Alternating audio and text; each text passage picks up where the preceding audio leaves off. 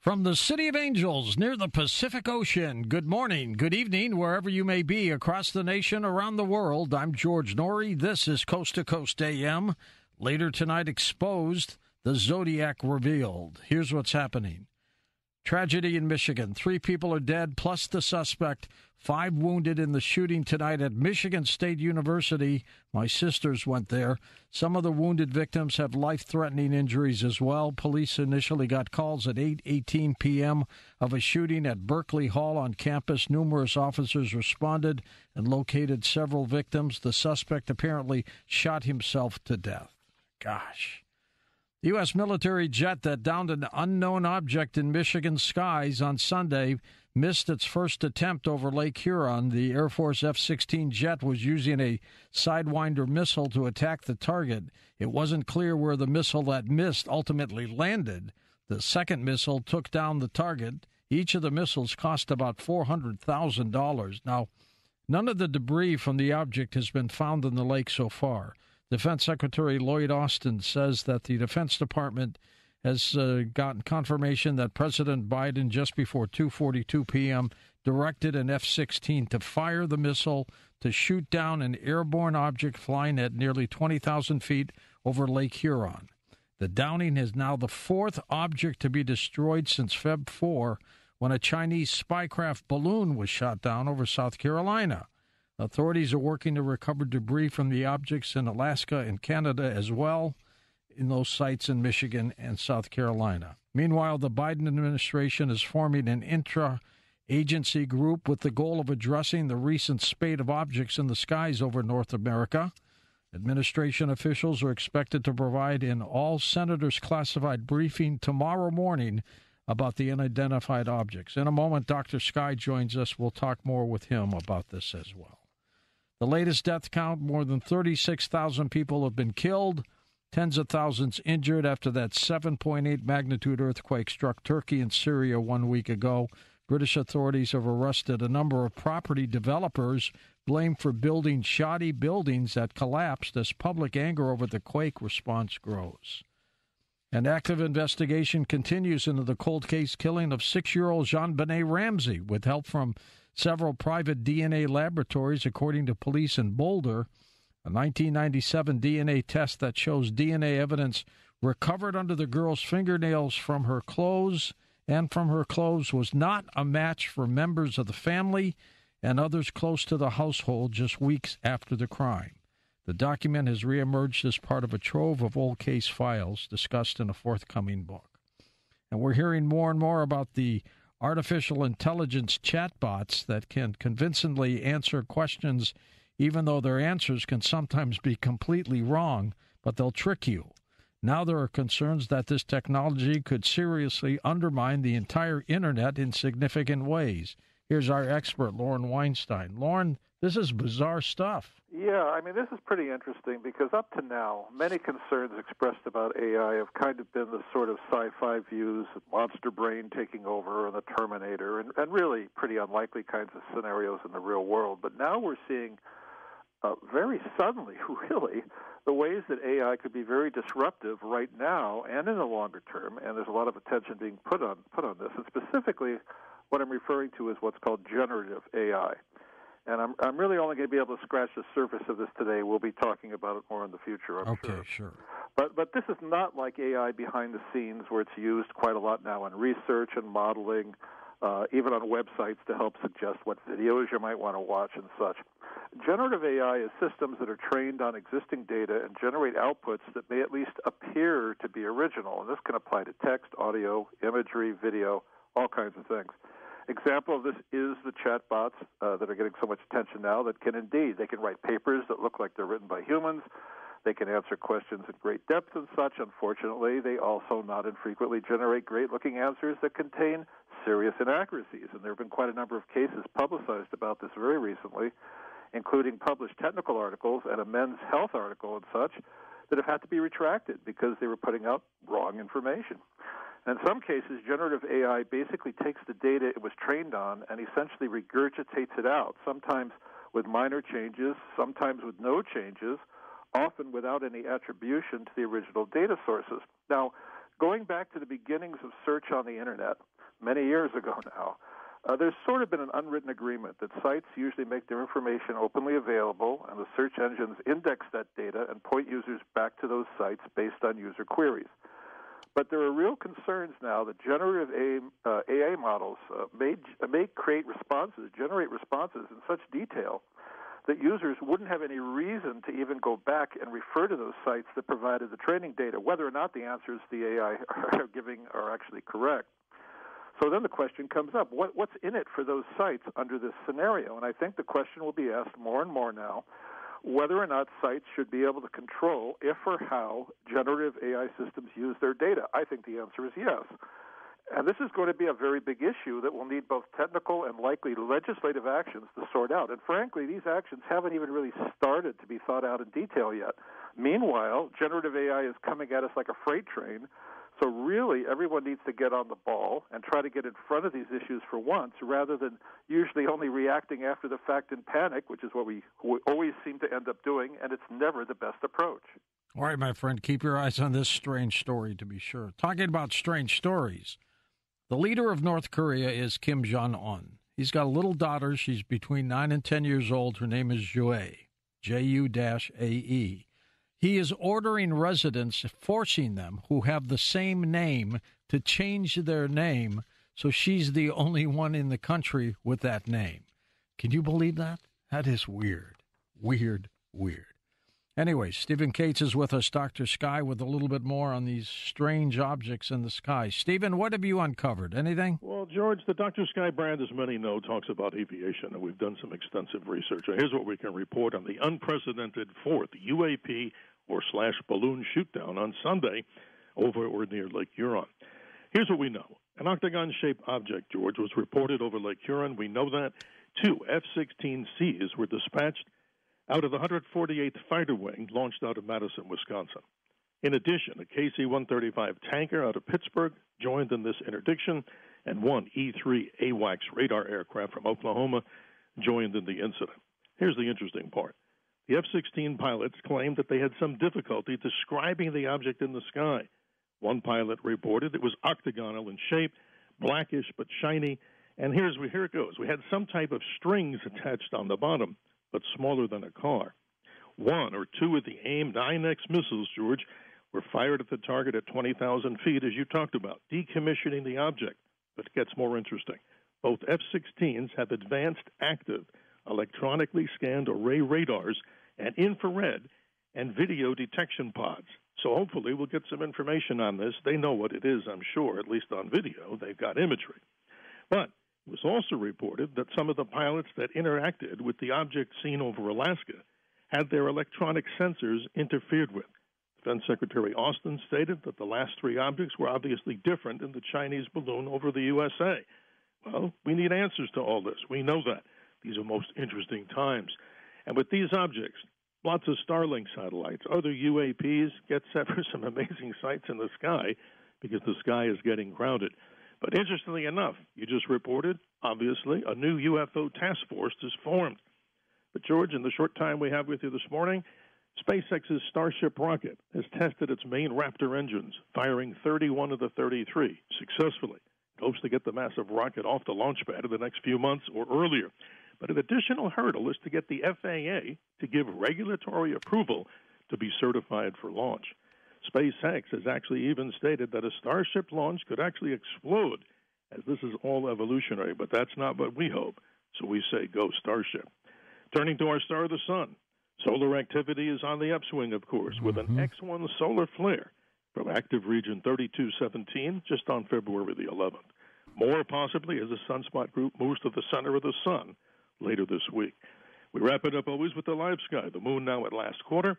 And for those still looking for Comet ZTF, it's faint, but it'll be visible in telescopes if you have dark skies, as the moon should not interfere. George, Venus and Jupiter do a love dance as we move into Valentine's Day. Look for them high in the southwest sky just after sunset. The conjunction continues as they get closer by the end of the month. More information at theskylive.com. What do we say? And we always mean it. Always remember to keep your eyes to the skies, especially in these interesting times. I'm your navigator on the highway to the heavens. And with love on Valentine's Day, George, to everybody out there, this particular Valentine's Day and beyond to all of our listeners. Thank you. You too, Dr. Sky. Thank you for the work you've been putting in. Going through very stressful, frightening, or distressing events is sometimes called trauma. And when we talk about emotional or psychological trauma, we might mean situations or events that we find traumatic. How we're affected by our experiences. In a moment, Dr. Randall Bell joins us. His latest work is called Post-Traumatic Thriving. We're going to talk about trauma next on Coast to Coast AM. And welcome back to Coast. George Noory with you. Dr. Randall Bell back with us after 7 years as a socioeconomist. Dr. Randall Bell has consulted on more disasters on Earth than anyone in history. Dr. Bell is widely considered the world's top authority in the field of post-traumatic thriving. His clients include the federal government, state governments, international tribunals, major corporations, homeowners. Dr. Bell believes that the problem is not the problem. The problem is how we react to the problem. Often called the master of disaster, he is squarely focused on authentic recovery and resilience. Dr. Randall Bell back with us on Coast to Coast. Randy, welcome to the program, Doc. Well, thank you so much, George. It's a pleasure to be speaking with you again. It's good to have you back, and next time, let's not wait 7 years, okay? Deal. My gosh. How would you be handling this situation in Turkey and Syria, where these people have gone through the worst trauma I can imagine? Well, the thing about what's going on in Turkey and Syria is physiologically the same as what we all go through with our traumas, whether it be the death of a loved one or a divorce or disease, drugs. I call them the difficult Ds in the book. And we have to face the fact that we live in a tough world, and unresolved trauma is the biggest problem facing humanity. It's not discussed in schools, and that's why I'm so happy to have this conversation with you today, because these are really the skill sets we need to work through the traumas we all experience, whether in Turkey or here in our backyard in the United States. I gave a brief description of what trauma could be. How about you? What's your definition? Well, science is pretty clear. Trauma is any event that triggers the fight, flight, freeze response. So what traumatizes me may not traumatize you or vice versa.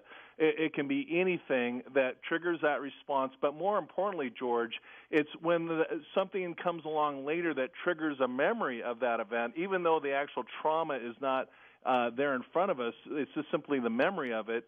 And being triggered results in the heavy breathing, the feelings of shock, the disorientation, and the dysfunction in life.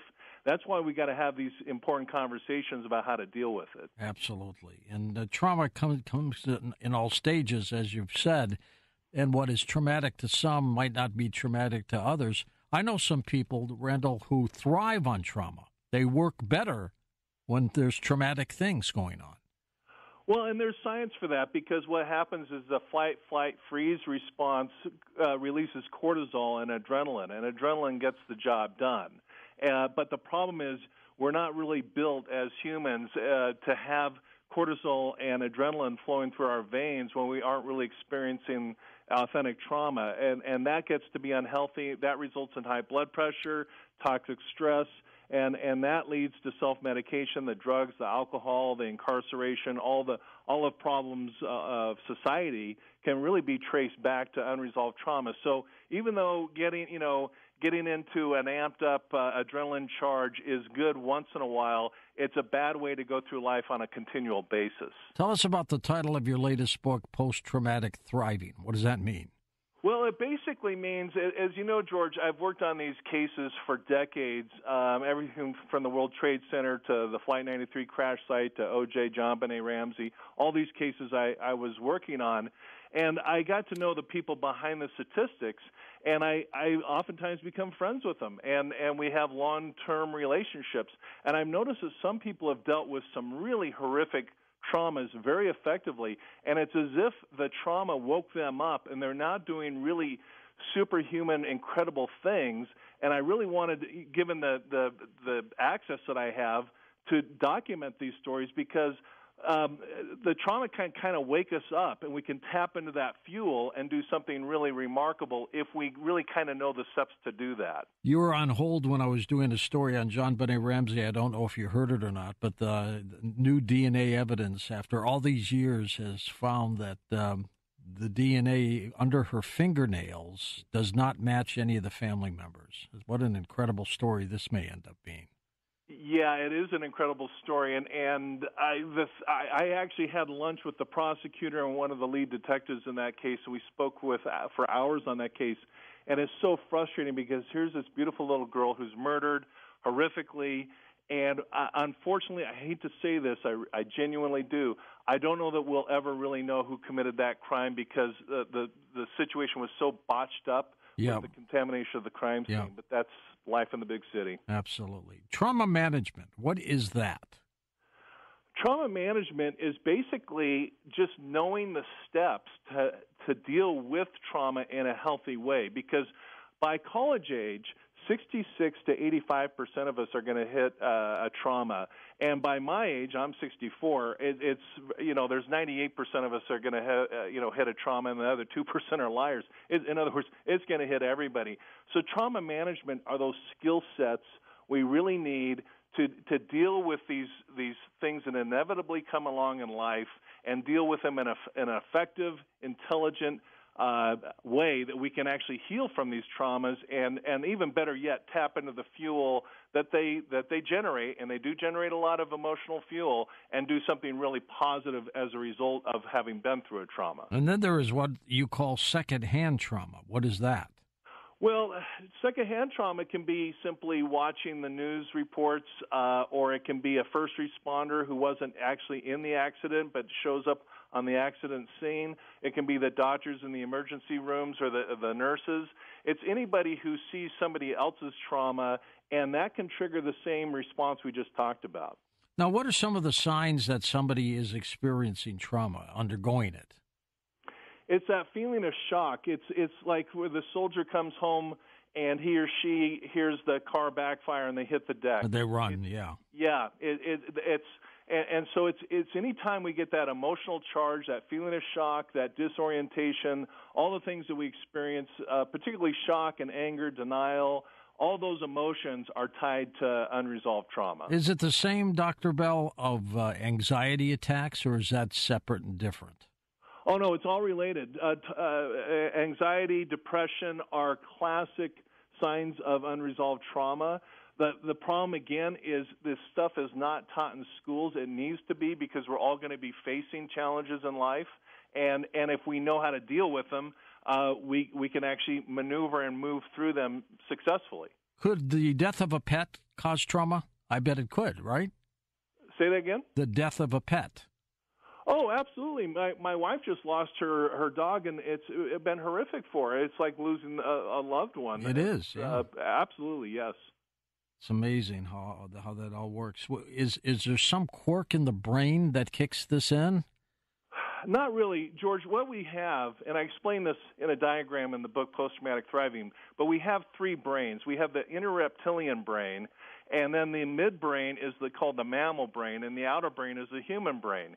And trauma takes, right now we're utilizing our human brains. We're having a logical conversation that the animals don't have, generally speaking. So, but when trauma hits, our outer human brain actually turns off, as does our midbrain with the mammal brain. What turns on is our reptilian brain. It's pure instinct. And when we see something horrific, let's say we're in a traffic accident or we see a traffic accident, it in the amygdala sends out this response that's very powerful, and it's nature's way of getting us to safety. And that's where our memories of trauma are stored. They're not stored in our regular human brain. That's why we have to go through these processes to kind of work through the trauma and reset the brain, if you will. We're with Dr. Randall Bell. His latest book is called Post-Traumatic Thriving. He did write one back in 2015 when he was last on with me called Rich Habits, Rich Life. We're going to take calls with him next hour, too, by the way. If you've gone through a traumatic situation, share that story with us or any questions that you might have for him. How did you get involved in all of this, Randall?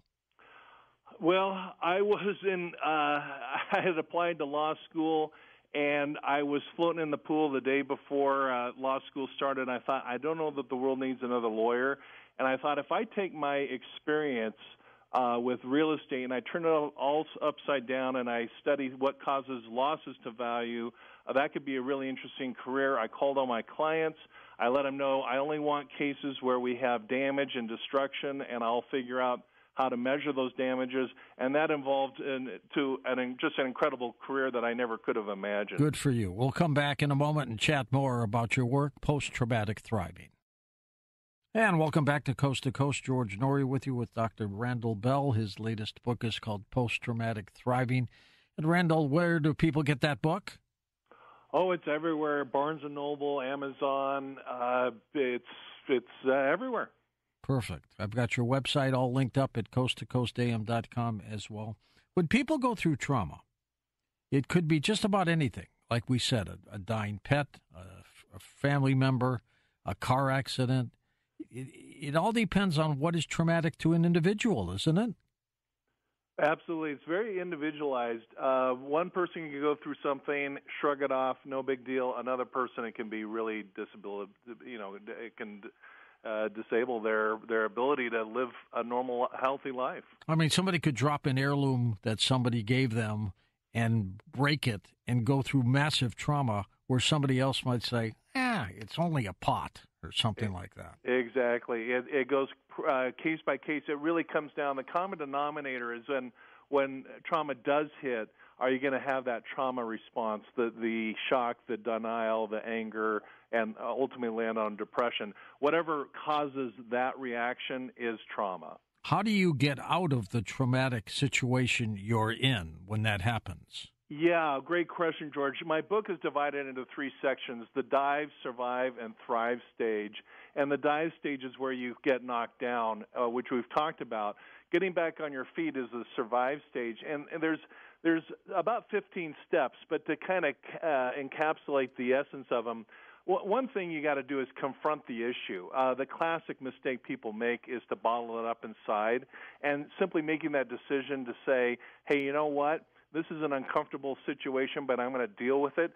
I just had Wes Geer on our podcast I do with Tanya Brown, and he said something brilliant. He's the guitarist for a big rock band, Korn. Yeah. He said, the quality of our life is going to be dependent upon the number of uncomfortable conversations we're willing to have. And that was right on the money. If we're willing to have those uncomfortable conversations about trauma, that's how we heal. If you don't have trauma, does that mean you lack empathy? Everybody has trauma. I think anybody that thinks that they don't is in some kind of state of denial, because statistically it hits most people by college, and in midlife it's basically everyone. So I think that trauma can lead to empathy, but to suggest somebody has a trauma-free life is kind of tough to swallow. And then how do you slowly get out of the traumatic situation you're in? Yeah, you confront it. You sit in the fire, have those conversations, those difficult conversations. And then another big step, George, is to sort it out, to untangle the guilt and shame. That's a big issue. There's a big difference between guilt and shame. Guilt is when I've done something wrong. I'm guilty. But shame is when I have done nothing wrong, and yet you feel those circumstances bring you down. Like in my example, I was born with a congenital heart defect, and I had open heart surgery when I was 11. Wow. I felt a lot of shame around that, but I had done nothing wrong. So you really have to untangle those two issues to start the healing process. You shouldn't have any shame about that at all. That wasn't your fault. Yeah, exactly. You shouldn't, but and oftentimes we do, though, because we're too tall, we're too short, we're too fat, we're too skinny, and that can lead to shame. And realizing that, hey, that this is the way I am, be proud of it, be okay with it. That alone can help people heal, particularly with poverty. When I meet with people, folks in San Quentin prison, when I do volunteer work, a lot of times these folks that are incarcerated grew up in poverty circumstances. They felt a lot of shame about that, which is a similar feeling to guilt. But once they kind of, untangle the two emotions, that starts the healing process. I read a story today where a young girl in school was bullied by a number of other people in school, and she ended up committing suicide. She couldn't handle it. That's trauma. That is trauma, and it's one of those difficult situations, and that's why the schools need to teach this stuff and put it into their curriculum, because when these situations come along, and they inevitably do, we've got to pick a healthy path, and it's so sad when people take their lives because that just is so depressing to all their loved ones around them. What makes that person be the bully, or a group of people be the bully, to pick on somebody and hurt them and hurt their feelings? Yeah, that's such an interesting question, George, because a lot of times bullies are actually acting out on their own unresolved trauma. Yes. In fact, that's what happens. We get traumatized, and it kind of triggers a predator-prey thing, where some people become predators and some people become prey, and really understanding that's not a healthy dynamic. What's better than being predator or prey is principled, and principled people know the path, and they understand the dynamics, and they don't fall into either becoming a predator or a prey, and certainly as a predator they avoid ever becoming a bully. I remember this kid. He was a bully in school, in grade school, and he would just harass everybody except me for some reason. I wasn't a tough guy at all. But we were all in the school swimming pool for swimming class, and I noticed one thing about him. And keep in mind, this guy was a bully. He bullied everybody. Nobody liked him. Mm-hmm. And I noticed he was in the pool shivering like a wet puppy, and he was scared of the water. Obviously couldn't swim. And so I went up to him, and I dunked him.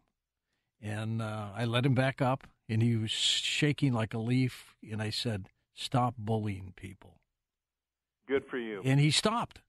Yeah. He stopped. Beautiful. And I wasn't going to hold him down too much longer. I didn't want to kill the poor guy. But well, we in life we got to stand up against the bad guys and the bullies. I'm a you're a nice guy. I'm a nice guy. We want to enjoy life and hope that others around us do as well. But when somebody comes along who is a bully, it's important to stand up against them. But I guess something happened to him in his family environment or something, where somebody picked on him or something. Maybe his father put him down. Who knows? Guaranteed there was something going on probably within his home that was causing him to act out in that way. My own son was being bullied by a kid. When the principal found out who the bully was, it was amazing because that kid himself had been in a year prior having been bullied. So, that's the cycle that we've got to break. You really do. Is it easy to relieve yourself of trauma? It's I don't know if easy is the right word. It's simple, but it's some work to do it. The principles are actually remarkably simple. In fact, they're so simple, a lot of people shrug them off as being too simplistic. Can you do it on your own, or do you need therapy? Trauma recovery is never a solo exercise. It's really important to have the humility, to have the emotional strength to say, you know what, I need some help. I need to talk to someone about this, and hopefully not traumatize them in the process. A licensed therapist is the ideal way to go. But to think we can do it on our own is usually a mistake. It takes a team effort. Now, some people, Dr. Bell, cannot handle anything, and everything is traumatic to them. What's wrong with them? Well, we can get into these syndromes where we get anger addiction, where we if we're not angry about something, we're going to find a reason to be angry about it, and it spirals down. And it's just an attitude. That's where we really have that trilogy of principled, predator, or prey. And some of these people decide to be either angry as a predator and lash out at others, as we talked about, or prey. We got to step out of that, learn the principles, act like adults. And the science. The thing is, George, the science is so good. And folks at everywhere from Yale to UCLA, Berkeley, Harvard, Brown, all over the place have done study after study. And in my book, I lay them out crystal clear in terms of breaking these cycles. So it's not necessarily easy, but they're simple principles. We're going to take calls with Dr. Bell next hour. Share your traumatic stories with us or ask him a question. Does it take long to get over a traumatic episode? What is a normal length? There's a cycle, and it depends on just how traumatic it is, because it's like a dial. You can turn it up or down. But I think that most people can successfully work through a trauma through the 15 steps in about anywhere from 3 months to a year. That's a long time. The year part. Yeah, it can be, but the good news is that some people are traumatized their entire lives. 90% of diseases are caused by toxic unresolved trauma and toxic stress. If we and that's a long time. I mean, these things can go on for decades if we're not careful. So, relatively speaking, if you are still suffering through a trauma after 3 months, it's time to get help. 3 months is about the limit. But if you take action within a year, you should be at those more advanced stages of recovery. How unhappy is someone undergoing trauma? Oh, it can be debilitating. It can result in suicide. It can result in severe depression, a whole host of problems, drug addictions. You know, the thing about the drug addictions and everything, self-medication, those are all signs of unresolved trauma. If we can have the conversations that you and I are having right now, George, and really kind of lay out the principles, we're going after the heart, and all these other things are just symptoms. Absolutely. I mean, what would I've never been a drug user, but what possesses someone to use hard drugs? What do they want? It's usually they've been through a traumatic experience. They have not dealt with it in a healthy way. They repress it. They make the classic mistake of bottling it up inside. The internal emotional pain is worse than physical pain. I had lunch once with Denise Brown, Nicole Brown Simpson's sister. Yeah. And she said, hey, Randy, the thing is, people don't understand. If a woman gets hit by an abuser, the bruise heals up in a couple weeks and it's gone. But the emotional pain can last for years. And so kind of recognizing the emotional pain, what heavy drug dealers or abusers are dealing with is they're masking the pain. They can't handle the emotional pain, and so they mask it with the drug highs. What is what you call sit in the fire?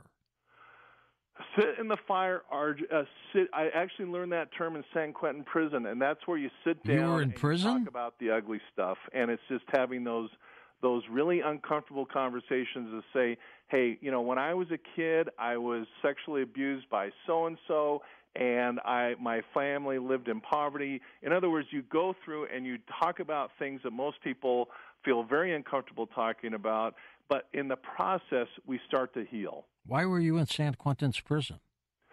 Well, I went there as a volunteer. I was on a plane ride, and coincidentally, an old business colleague sat down next to me, and he was volunteering, and I was so intrigued with the work he was doing in San Quentin. He said, well, I'm happy to get you in there. So I put my paperwork into the warden, and I actually went up there numerous times, and it was one of the most fulfilling things in my life to sit down with inmates and also sit down with their victims and work through their traumas. Because the thing is, George, whether we like it or not, the reality is these inmates are going to be paroled. And do we want them coming out of prison with the same anger issues as they went into prison? Or not at do we all. Want them genuinely rehabilitated? The thing that are so powerful about these principles we're talking about that are in the book is that the recidivism rate is near zero with people that actually work through these concepts.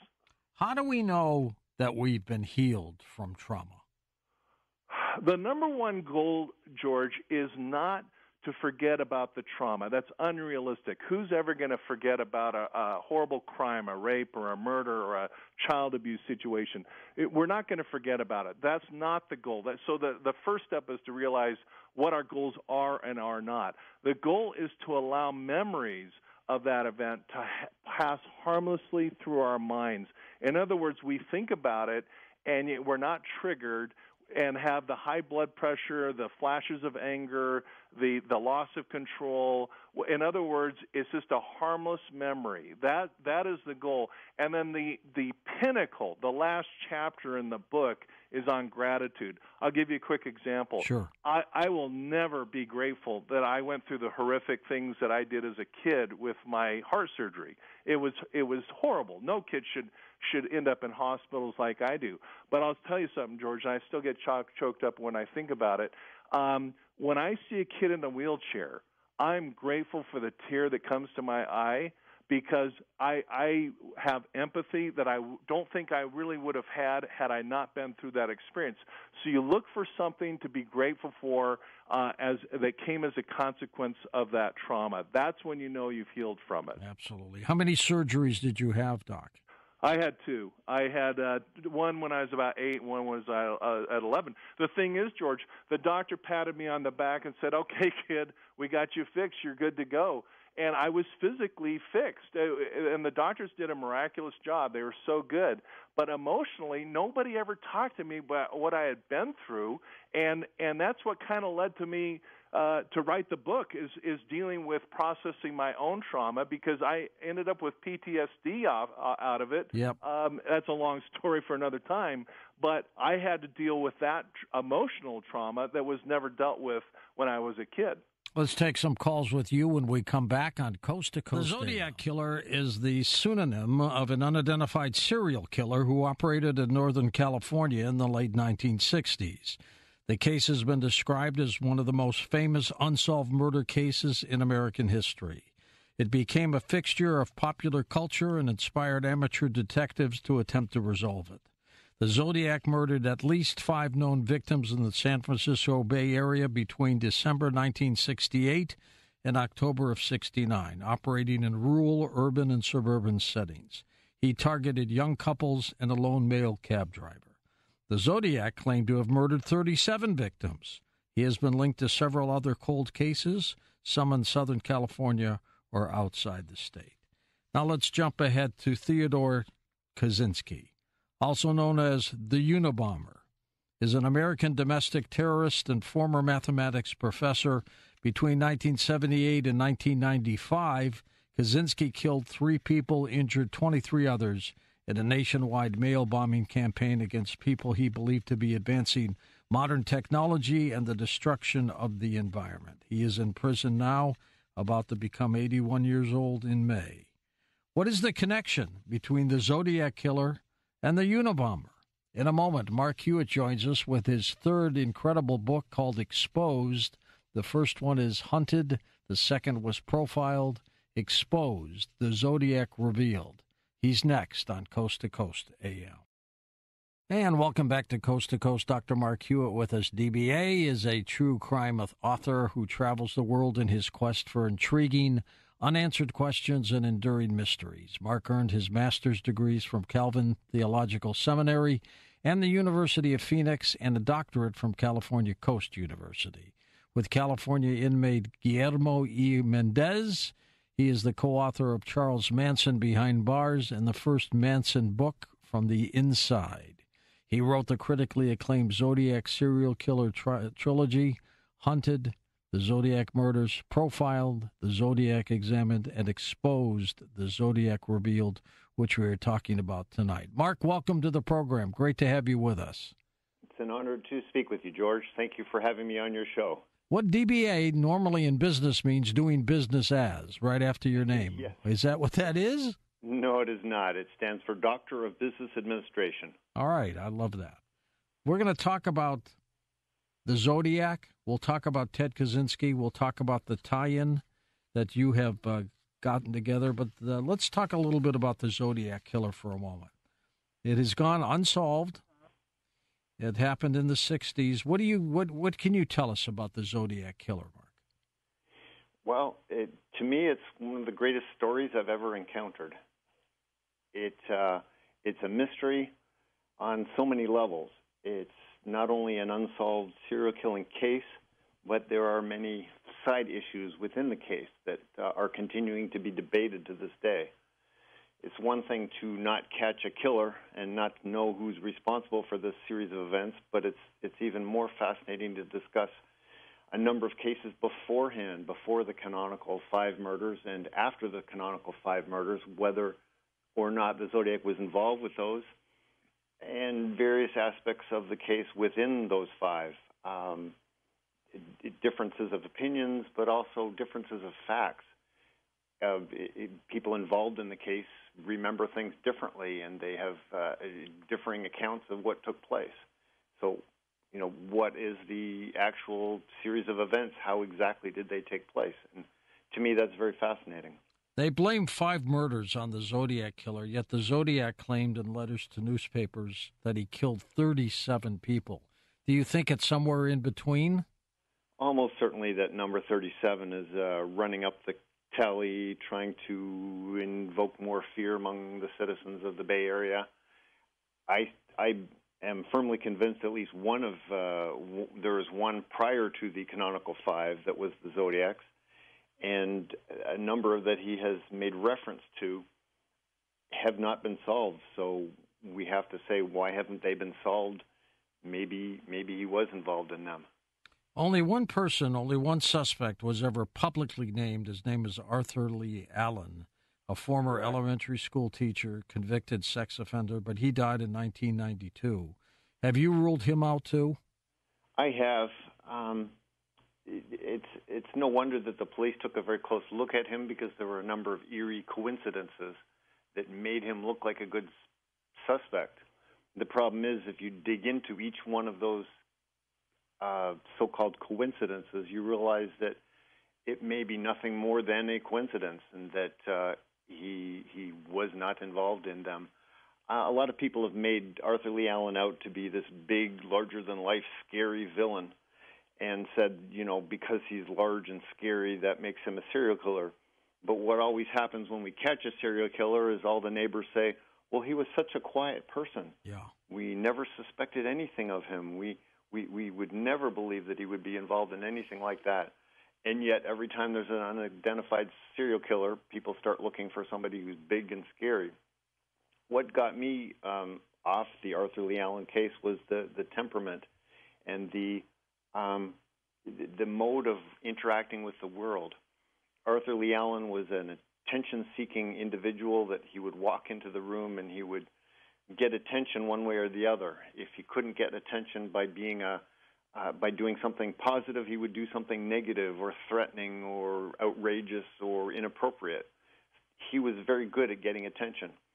Somebody like that does not need to write letters to the press to try to get attention of the people of the Bay Area. The characteristic of the letters, what the Zodiac revealed of himself through his letters, was somebody who was much more quiet and introspective, probably somebody who didn't get a lot of attention in his life, somebody who was crying out for attention but didn't know how to get it in either appropriate or inappropriate means. And so the letters were his way of reaching out and making threats and scaring people, and that way getting attention. And so to me, Arthur Lee Allen just did not match up with the Zodiac. Mark, what got you interested in the Zodiac serial killer case? I was first introduced to the case by a roommate back in college. We were both fans of true crime, and we were sharing with one another some of the books that we've read, and he said to me, "Have you ever heard of the Zodiac?" And I hadn't. And I began to research it after he talked to me about it, and I was absolutely smitten with the case, that there's so many unanswered questions. Indeed, indeed. Now let's talk a little bit about Ted Kaczynski, the Unabomber. Wasn't it his brother who turned him in? Close. It was actually his sister-in-law, his brother's wife. David was very resistant to the idea that his brother was the Unabomber. Obviously, he didn't want to think that his brother was that person. He didn't know any violence in his brother, so it took his wife a while to actually convince him to take a close look at it and to take a close look at the Unabomber Manifesto and compare it to some of Ted's letters and some of Ted's writings. And it was her persistence that got David, Ted's brother, to consider the idea and actually be willing to go forward and approach attorneys and make contact with the FBI. He's going to be 81 in May, still alive in prison, and will probably just die there, won't he? That's correct. He was in Colorado for about 25 years. He was actually in Colorado for longer than he was in Montana in his little cabin. But in December of 2021, he was moved to North Carolina to a health facility. Now, obviously, the Department of Corrections is unable to say anything about his health condition. I haven't been able to confirm this, but rumor has it that he expressed through a letter to somebody that he has been diagnosed with cancer and told that he has 2 years, or that he had 2 years to live. So that would be December of this year. December of 2023 is when they expect his time to run out. So we could hear an announcement about him anytime. Have you tried to interview him? I have. I corresponded with him for a couple of years, back in 2009, 2010. And what happened? Well, I got some very interesting letters from him. I got some Zodiac-like wording that he sent to me. And his final letter, I call it my exorcist letter, because once he found out who I was, I contacted him under a guise of being interested in his manifesto, and I really kind of sucked up to him and told him how great he was, and told him everything that a narcissist and sociopath would want to hear, just to continue the dialogue. But once he found out that I was studying the Zodiac case, he sent me one final nasty, scathing letter, which was as much anger as he could provide, but it rang to me of the similar tone of the Zodiac's last confirmed letter. Interesting. The exorcist letter. Now, the FBI and the San Francisco Police Department, based on what they say fingerprint and handwriting comparison, ruled him out as a suspect. How do you handle that? That's the word that's been going around. Somebody has posted that online, that those two departments have ruled them out. Neither of them have published anything or come right out and said that it couldn't be him. The best I could actually say is that some people within those departments have looked into him and were not able to make a match, and so they moved on. I know the FBI did a fingerprint comparison. At the same time, all of the fingerprints in the Zodiac case are from publicly available locations, and there is no guarantee that those are Zodiac fingerprints. Why do you believe Kaczynski may be the Zodiac killer? Why do I believe? Yes, sir. Well, the first thing that tipped me, actually, I should say, first of all, when I heard the idea, I thought it was a ridiculous idea. He was there at the same time, wasn't he, in California? He was indeed. He taught at UC Berkeley from 67 to 69, and he was in California in 66 interviewing for his position. The first canonical murder took place over the Christmas break during Kaczynski's final year as a professor, and 31 days, exactly 1 month after that, he tendered his resignation. His final day at UC Berkeley was June the 30th, 1969, and 4 days later, the murder at Blue Rock Springs Park took place. Following his time at Berkeley, there's a 2-year gap in Ted Kaczynski's life. He gave his parents' home address in Lombard, Illinois as his mailing address, but he didn't stay there. His mother speaks of regular travels that he took away from that home. He would disappear suddenly without notice. So he wasn't completely based in that location. And the bulk of the Zodiac murders and the bulk of the Zodiac letters took place during that 2 lost years of Kaczynski's life. Now, he pled guilty to all his charges back in 1998. If he were the Zodiac killer, why wouldn't he just come clean on that too? That's a very appropriate question. That's a question that a lot of people ask and a lot of people point out. The truth is that Ted Kaczynski does not want to be known as somebody who is mentally ill. He was given a provisional diagnosis of being schizophrenic by a court-appointed attorney following his arrest. he has adamantly declared that he is not mentally ill. If he were to admit to the Zodiac killings, he would be unable to make that claim that he wasn't mentally ill, because there's a lot of craziness that took place with that, especially the letters following the murders after he turned to letter writing in lieu of killing once he was cited after the final canonical killing. His letters became more and more bizarre and more desperate because people weren't taking him seriously anymore. It appeared that he wasn't killing any longer. If he were to admit that he was the Zodiac, it would put into question all of his life's work in the Unabomber Manifesto, and claiming that he has a purpose in what he is doing and has a reason and a justification for murder. And what specifically, Mark, do you think was the cause for you to believe that Kaczynski is the Zodiac killer? Wasn't anything specific. I, in my research, gathered together evidence of 6 clusters of information that linked the two. I don't know if you want to go into those. Yeah, please, go ahead. Sure. But the first indication, once I thought it was a crazy idea to link the two, then I recalled, oh yeah, the Zodiac included 2 bomb diagrams as part of his letters. And obviously, Ted Kaczynski, the Unabomber, is known for his designing and either setting or sending through the mail 16 bombs over the course of 17 years. The bombs that the Unabomber created, Kaczynski as the Unabomber, were very distinctive. The FBI was able to identify them quite easily because they contained redundancies, such as 2 dowels that would go through a pipe bomb instead of the usual one, or a backup system. He was very good at what he did. He was extremely good. The 2 diagrams of the Zodiac bombs have either 2 circuits or 1 circuit used for 2 reasons with a cloudy day disconnect.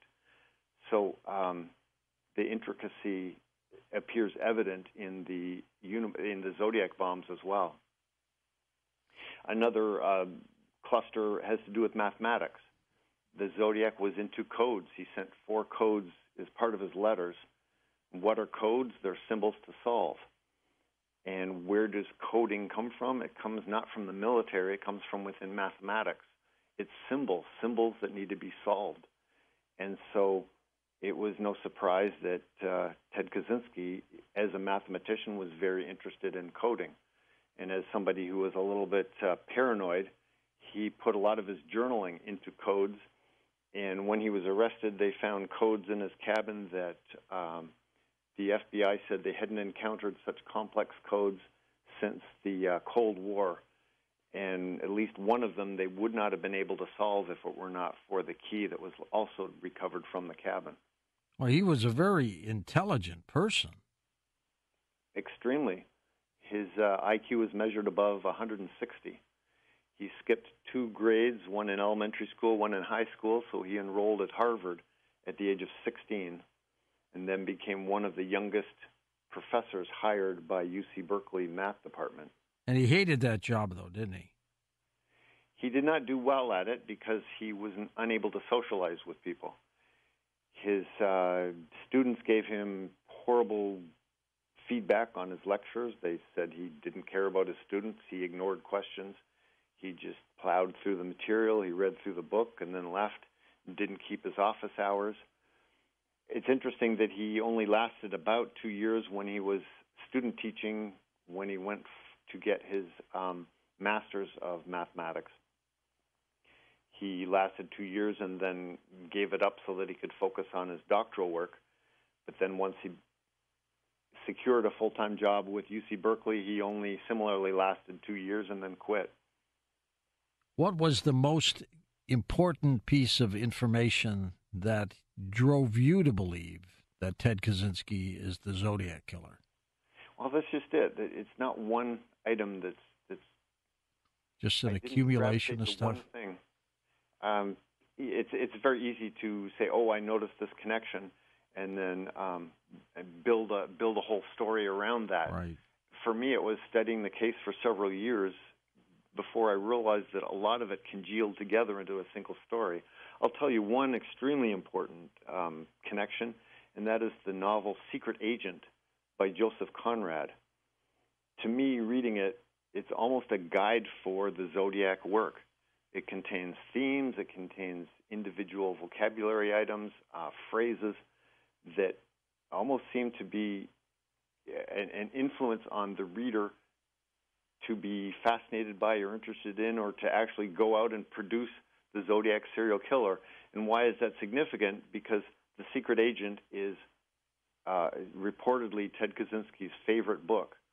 He wrote to his family one time that if they wanted to understand him, he was a hard person to understand, but they needed to read that book, and they needed to especially take notice of a particular character, the professor within that book. And Kaczynski claimed to have read that book a dozen times. And I can see how rereading that book would have an influence on the letters that the Zodiac wrote. Stay with us, Mark. We're going to take a short break here and come back and chat more. We'll take calls next hour as we're talking about his latest book, Exposed, the Zodiac Revealed. But we'll take your calls next hour here on Coast to Coast AM as well. Back with more with Mark Hewitt. And welcome back to Coast. George Noory with you, along with Mark Hewitt. Mark, tell us about the sequence of the books from Hunted to Profiled to Exposed. Sure. They comprise the Zodiac serial killer trilogy. The first book is Hunted, the Zodiac Murders, and that tells the story of the Zodiac attacks and the community's response to it, including police procedure, how it all went down, how the various areas, the various catchments responded to the horror in their areas. It's been described as the most in-depth and most accurate retelling of the Zodiac case of among all of the books that have been written about the Zodiac. I go into an incredibly high level of detail in all of those topics. Second book is Profiled, and that speaks to the nature of a serial killer. My publisher, Genius Book Publishing, Stephen Booth, calls it a compendium on serial killers, because not only does it talk about the Zodiac and analyzes all of the evidence that's available, but it actually looks at the different types of serial killers based on FBI research into the nature of serial killers back in the 70s and 80s. The Zodiac was never really a topic of the FBI profilers, because the profilers actually developed that branch of science about the same time that the Zodiac was engaged. John Douglas, FBI profiler, said that he was given the case one day, and then the next day it was taken away from him. He never knew why. So there's never really been on the record an accurate or detailed FBI profile of the Zodiac serial killer, though a few people have attempted it. I end Profiled with a reasonable profile based on FBI principles and what the FBI has learned about serial killers. And then the final book of the trilogy is Exposed, the Zodiac Revealed, and that deals with the connections that I have found between Theodore Kaczynski and the Zodiac serial killer. Now, the Zodiac killer, of course, did his thing primarily in the 60s. Kaczynski between 78 and 95. And then he was arrested when, in 98? He was arrested in 96. 96. Pled guilty. Pled guilty in 98. And off he went. And in your opinion, when you were corresponding with him, you don't think he ever would have admitted that he was the Zodiac killer? I don't think so. No, he has spent all of his time in prison trying to distance himself from it. Did you ever, in your letters, ask him directly? I did not. And interestingly, once he found out that I was a Zodiac researcher and writing and editing about the case, he flashed out in anger, but he never actually denied it to me. You would think if he had cancer and he was dying, he'd want to come clean. What do you think? That would that would upend his whole life's work in the manifesto, and it would say the manifesto is a rationalization, which is what it is. It's a rationalization trying to explain. John Douglas, the FBI profiler, said that when the Unabomber went quiet for about a 6-year hiatus where he wasn't bombing, Douglas was pretty certain that the Zodiac, that Kaczynski was going to be working on the quality and lethality of his bombs, but also working on his justification of why it was that he was doing what he was doing to try to make it sound sincere. A lot of the information that is out in the public about Ted Kaczynski is completely false. He was not an environmentalist. He is not an environmentalist. He poached in Montana. He littered areas that he didn't care about. He only talked about being environmentally aware because he was looking for followers. He was trying to co-opt an idea that was popular at the time among many people, hoping that they would be favorable to him if he talked a lot about being an environmentalist. And similarly, he doesn't care about the rest of humanity. He is a narcissist, and he's a sociopath, as far as I can tell. And a serial killer. Do you think he is possibly responsible for the Tylenol killing that occurred in Chicago? I believe so. I believe it's almost certain. The Chicago Tylenol murders that took place in 1982 happened within Chicagoland. All of the locations were very close to Lombard, Illinois, which is where his parents were living at the time and where he was known to spend a lot of time. There was, and it resulted in the death of 7 people who took extra-strength Tylenol and promptly died because cyanide had been put in the capsules. There was an additional murder that took place about 6 months earlier that, thanks to a very observant doctor in Sheridan, Wyoming, he realized that one of his patients similarly died from taking extra-strength Tylenol. Well, Sheridan, Wyoming is on Interstate 90, a direct route between Lincoln, Montana, where Ted Kaczynski was living in his cabin, and Lombard, Illinois, where his parents lived. So it seems like about 6 months prior to the Chicago Tylenol killings, Kaczynski was trying his hand at doing that poisoning and trying to do it in a place that was far away from him and far away from Chicago. Do you think Kaczynski was just a pure, outright serial killer, period, without any specific motive? Well, the fascinating part about Kaczynski is that to this day, the FBI is not entirely clear on why he did the things that he did. Right. They haven't nailed down his motive. He claims that he has this apocalyptic worldview that he's trying to avoid by removing technology from among us, that technology is going to bring disaster upon us. But they realize that doesn't make a whole lot of sense. People have tried to classify him as a missionary serial killer.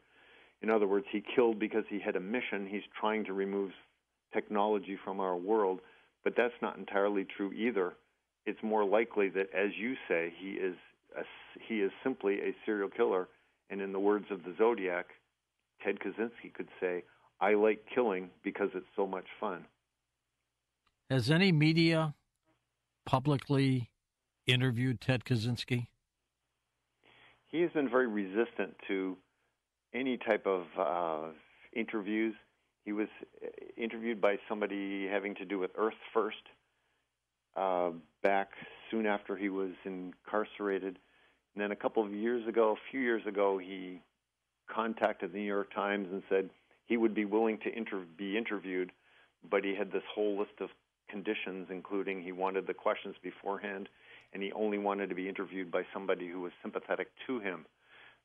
Obviously, the New York Times rejected that idea because they're not going to go into an interview with so many qualifications and constraints, and so it never happened. So no, he has not been thoroughly questioned by any reputable media outlet to date. He's in a prison in North Carolina now, isn't he? Correct.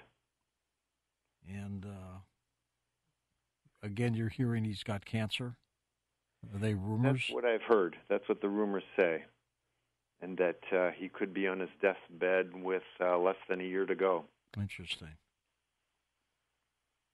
The fact that you put together these pieces, was it a difficult search for you? In a way, yes, because I had to go into the case in such granularity. And every time I came to crossroads in the research, I realized there were things that I didn't know and I didn't understand, and that caused me to research further. I've probably read about 1,000 books in the course of my research because I'm not trained in the area of criminology, and so I had to read up on criminology. I didn't know a whole lot about DNA, so I had to research into that. So yes, it's been a long slog. Has anybody put this together as well, like you? Yeah, in fact, I wasn't the first to bring about the idea. Once Kaczynski was arrested, there were a few people who brought up the idea, and I was unaware of it at that time. But it has been researched into, and there are a handful of people on the internet who are in agreement with that. In fact, one person took some writings of Ted Kaczynski and diced it and sliced it all up and put it into a letter, making it look exactly like the Zodiac's Bell Eye letter. And it's striking how amazing these two copies are. One, the actual letter from the Zodiac, and the other, cut and paste job of Ted Kaczynski's letters and words. Now, a couple people were wounded by the Zodiac and survived, right? That's correct. And they had in 1969 a composite sketch of the guy who they said wore glasses, had like a crew-cut haircut, does not look like Ted Kaczynski at all. Well, Ted Kaczynski at that time was 27 years of age, so it may have looked a lot more like Kaczynski at that time. It's also important to note that Ted Kaczynski has been very good with disguises over the years.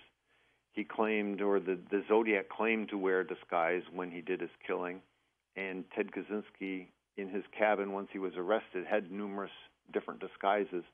One law enforcement official estimated that Ted Kaczynski has broken his nose up to 6 times. And so if you look at Ted Kaczynski today, his nose probably does not look like it did when he was much younger. Do you think you could get another chance to interview him? I couldn't. I've burnt my bridges as far as that goes. But I understand that he corresponds with a lot of people, and I would love for other people to reach out to him and ask him questions and get him talking. Do you have his mailing address? I don't, but I'm sure it's readily available online. Or you just call the prison, I guess. Do you know who's his attorney? Is he still alive? I have no idea. So you dealt directly with Kaczynski. You sent him. I did, and Kaczynski's had a number of attorneys over the years. In fact, he refused to let his defense team offer an insanity defense when he was arrested for being the Unabomber, and he petitioned the court to represent himself. And that's why he pled guilty, right? And once the judge refused that idea, then yes, that's when he pled guilty. What an amazing case.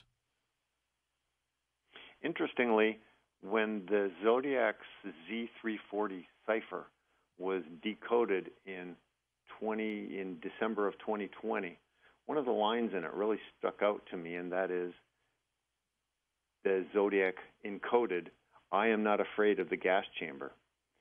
Well, that's kind of interesting because most people are afraid of the gas chamber, and few people, even few serial killers, could make that claim. And yet Ted Kaczynski has adamantly said on numerous occasions he would rather die than spend life in prison, which is surprising that he actually did plead guilty and accept a plea agreement to spend life in prison. But he did try to attempt suicide behind bars, and he has said that he would rather die than to live behind bars.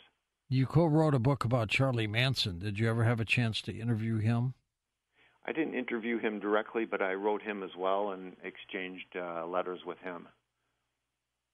What did you think of his case? I am of the case that he was in the right place, that he was where he belonged. By the time of his death, he had spent more than 90% of his life behind bars. In fact, once he was, when he was on the outside and the Tate and LaBianca murders took place, he had been incarcerated for more than half of his life before that time, with either short stints in jail, in prison, or boys' homes, or whatever. He was a pretty incorrigible child and adult. Are the Charlie Manson people still in jail? I think one got off on parole. Yeah. Squeaky Fromm was released a while back. Other ones were denied parole. I know Bruce Davis has come up for parole a number of times, and the California governor continues to keep him behind bars. There was one was called Tex.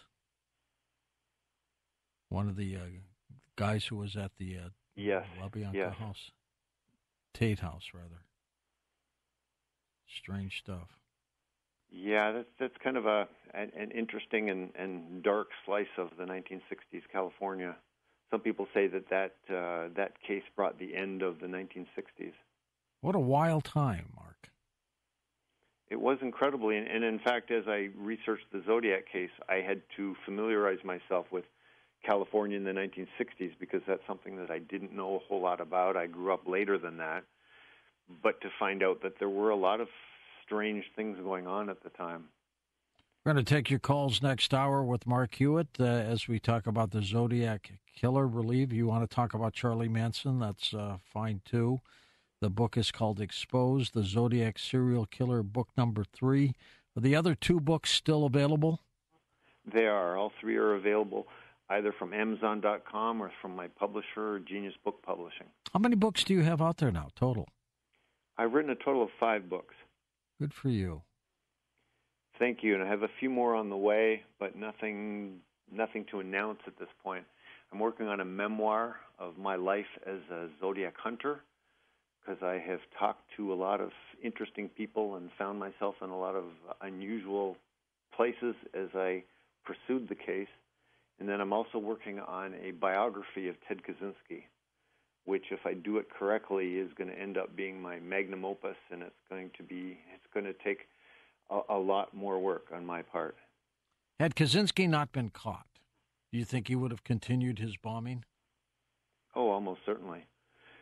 In fact, he offered a deal to the police and to the FBI that he would stop bombing if they published his manifesto. Yeah, he wanted that done, exactly. Janet Reno, the Attorney General at the time, wanted to publish it. We're going to come back and take calls next on Coast to Coast. With our special guest, Dr. Randall Bell. His latest book is called Post-Traumatic Thriving, The Art and Science and Stories of Resilience. And it's time for you to make a call to us, questions, or share your own traumatic story with us when we come back. And welcome back to Coast. George Noory with you, Dr. Randall Bell with us, and with your phone calls this hour on trauma. Randall, because of the 2 surgeries you've had, every time you've had a little ache or pain, did you always think, this could be it? No, I believe my doctors when they said I was all fixed. So the aches and pains, I just kind of figured were regular life. Like I say, it was more the emotional thing where I thought I was held back. I think the worst day of my life, George, was I was in high school, and I had tried out for freshman basketball. I was now in my senior year, and I quit basketball, and I was playing tennis. And the head basketball coach said, hey, I see your athletic skills. If you'd stuck with it, you'd be starting today. And it dawned on me that my mental hang-ups and my emotional baggage is what kept me from, sticking with basketball, which I should have and could have done really well had I stuck with it. So we really kind of have to deal with both the physical and the emotional side. Absolutely. Is it normal for people to have trauma, or is it abnormal? Well, it's normal to have trauma, and the principles of dealing with it, they're simple, but they are very powerful. I think that the 2 dynamic duos is when it hits, and it inevitably hits. We got to learn how to sit in the fire, have those conversations. And the other thing we haven't talked about yet is grounding exercises. That goes by lots of names: meditation, Lamaze, deep breathing. But this is simply shutting your eyes, taking 7 or 8 deep breaths on the elevator or in heavy traffic in L.A. or New York, wherever you happen to be. But deep breathing exercises is physiologically proven to reset the brain's amygdala and complete the trauma cycle. So those two dynamic dual techniques will help us deal with the inevitable trauma that comes along. Let's go to some of the phone calls this hour. Dawn in Portland, welcome to the program. Hi, Dawn. Hi, thank you for taking my call. Thank you. It was a miracle that you're even on tonight because I've been triggered so bad. What's the matter? Some people don't believe it, but it's real. I've been a product of targeted gang stalking, I think, since I left my husband 18 years ago. And I've been gone through carjackings, robberies, rapes, beatings, poison my pets, every kind of thing you can imagine. This is just the beginning. I'm 59. It basically started when I was 4 years old because I was abused mentally, physically, emotionally. And then realization of the cycle continues because you don't realize that you pick out men that are narcissistic or some of that sort. I was going to ask you, who's doing this to you? Just a number of different people? Well, it started with my stepfather, and I didn't know I was being trafficked or trying to be trafficked. So when they had paid for me, I would have to pay the price. Like I'd go to my car, and then I wouldn't start, or transmission where it wouldn't go in reverse, things like that. And realizing once I found out I was a target when I was 55, it helped me to process what happened to me. But the problem is, that's why I'm so glad, because maybe I can get some help. This continues. My battle continues daily. And right now I'm being stalked, harassed. They still try to traffic me. And it's the hardest thing to try to convict anybody on. I can't even get a restraining order because there's not enough proof. And I was going to say, what of the police? A friend, and then I find out that they're one of them, and there's women involved too. How many people are after you? Well, I don't know because so much is done online, and I've been in and out of having. Right now, I've been drinking, and I've never been like that before in my life. You've been drinking today? Yes, well, just not too much because I'm also a jogger, which helps me. It helps me to try to heal. I've been processing. I can process everything. It's just the hardest part now is because the battle never ends. I don't know how to get off this lift. Randall, what do you suggest here? Well, it sounds like there's a number of very serious problems. Of course, number one is alerting the police, but it sounds like you've already done that. And the second thing, Dawn, do you have a good therapist that you're talking to about these issues? Actually, she, bless her heart, but not really. I've been trying to get a real psychologist or psychiatrist, but everything's... Okay. Well, I want to congratulate you for having the courage to talk about these things because this has got to be a tough conversation for you to be talking about. At a minimum, I would suggest you start journaling and writing down your experiences. I've been doing that recently. Okay, excellent. It's just that I just found out some new friends were not my friends. So the betrayal is the worst. It's worse than any physical abuse that you could imagine. Well, I appreciate you're going through some serious trauma. Continue the journaling. Continue with the jogging. Of the effects of exercise is almost magic. I would continue with that, but I would really get on that pursuit to find a really good, solid therapist. Yes, they're worth I've every been trying. Yeah. Yeah. Find a good therapist because finding a professional trauma coach that can give you really sensible, guided direction. Because when you're dealing with serious issues as you are, you need that guidance from somebody who's really been trained specifically in what you're going through. So I would not give up on that particular pursuit. And Randall, I don't doubt at all that some of these things are happening to her. But does it get to a point where she doesn't trust anybody because of all these things? Yes, George, that's called the ripple effect, and you can have multiple layers of trauma. There's no rule that says you only get one trauma at a time. You can be traumatized by two or three things at a time. And it sounds like Don is going through a number of things. That's why it's so important to sit in the fire with a trained professional trauma coach who can give really solid guidance. Yeah, absolutely. Now, how do you find a good trained coach? Go online. There's a lot of free resources. I in my book, Post-Traumatic Thriving, I have done enormous amounts of research in which I lay out all kinds of avenues and phone numbers, free, right in the very front of the book, there's free 800 numbers to call for help. There's a lot of people that want to help. That's one thing that's really remarkable about our human condition is there's so many people that have the resources and ability and desire to help others, and so it's simply reaching out and asking them, and I make a very conscientious effort to lay them out clearly in the book. And how soon should she jump aboard on this? Like ASAP? Yesterday. Yeah, immediately. Okay. Don, go for it. Joe in the Bronx, welcome to the program. Hey, Joe. Hi, George. How are you? Okay, thank you. Good. Good show tonight. Well, it usually is a good show when you're at the helm. Yeah, Randall, I wanted to ask you the trauma. I wanted to ask you about the trauma of inflicting trauma on another person. Say someone experiences something out of character, like maybe a momentary act of aggression, and then their mirror neurons kick in, and they feel loads of empathy for the other person that they hurt, whether it be physical or emotional. How does one heal from that trauma? The thing is that with that trauma or any of the other, there's such a diverse range of traumas, including the ones the one you just described. But the really remarkable thing is that there's a common denominator in ways to remedy it and heal from it. You basically go through the 5 stages of grief, the shock, the denial, anger, bargaining, and people land on depression with that or any other trauma. And then to get back on your feet, you have to confront it, you have to sort it out. And then the really fun part of the process, you experiment with different techniques, and there's numerous effective techniques. And then you get to a level of acceptance and awareness. And then when you really get into the thrive stage, that's where you have faith in a cause or a higher power, something beyond yourself.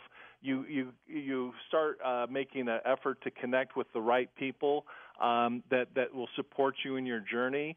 You learn the principles of forgiveness and dispel the myth of forgive and forget. And resilience, General Patton said something that really inspires me and I think inspires all of us. He says that we don't measure a person's success by how high they climb, but by how high they bounce when they hit the bottom.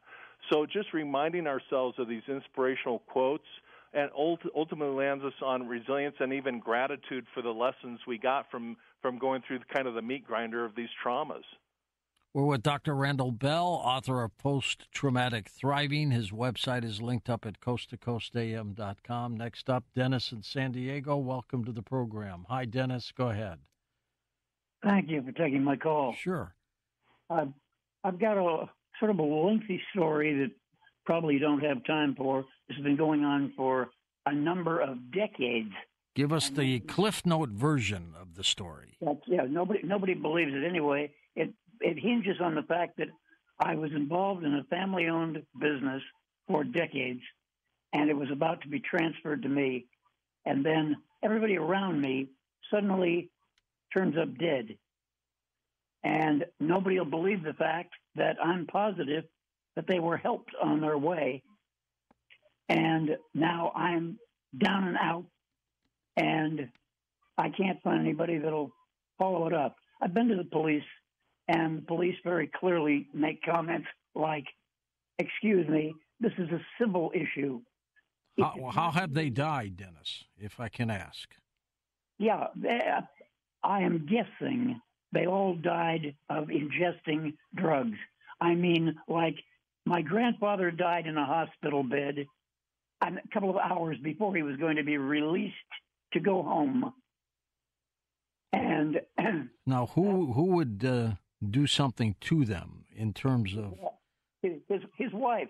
She had millions of dollars stashed that he didn't know anything about, and she had to get rid of him so she could cash in the money.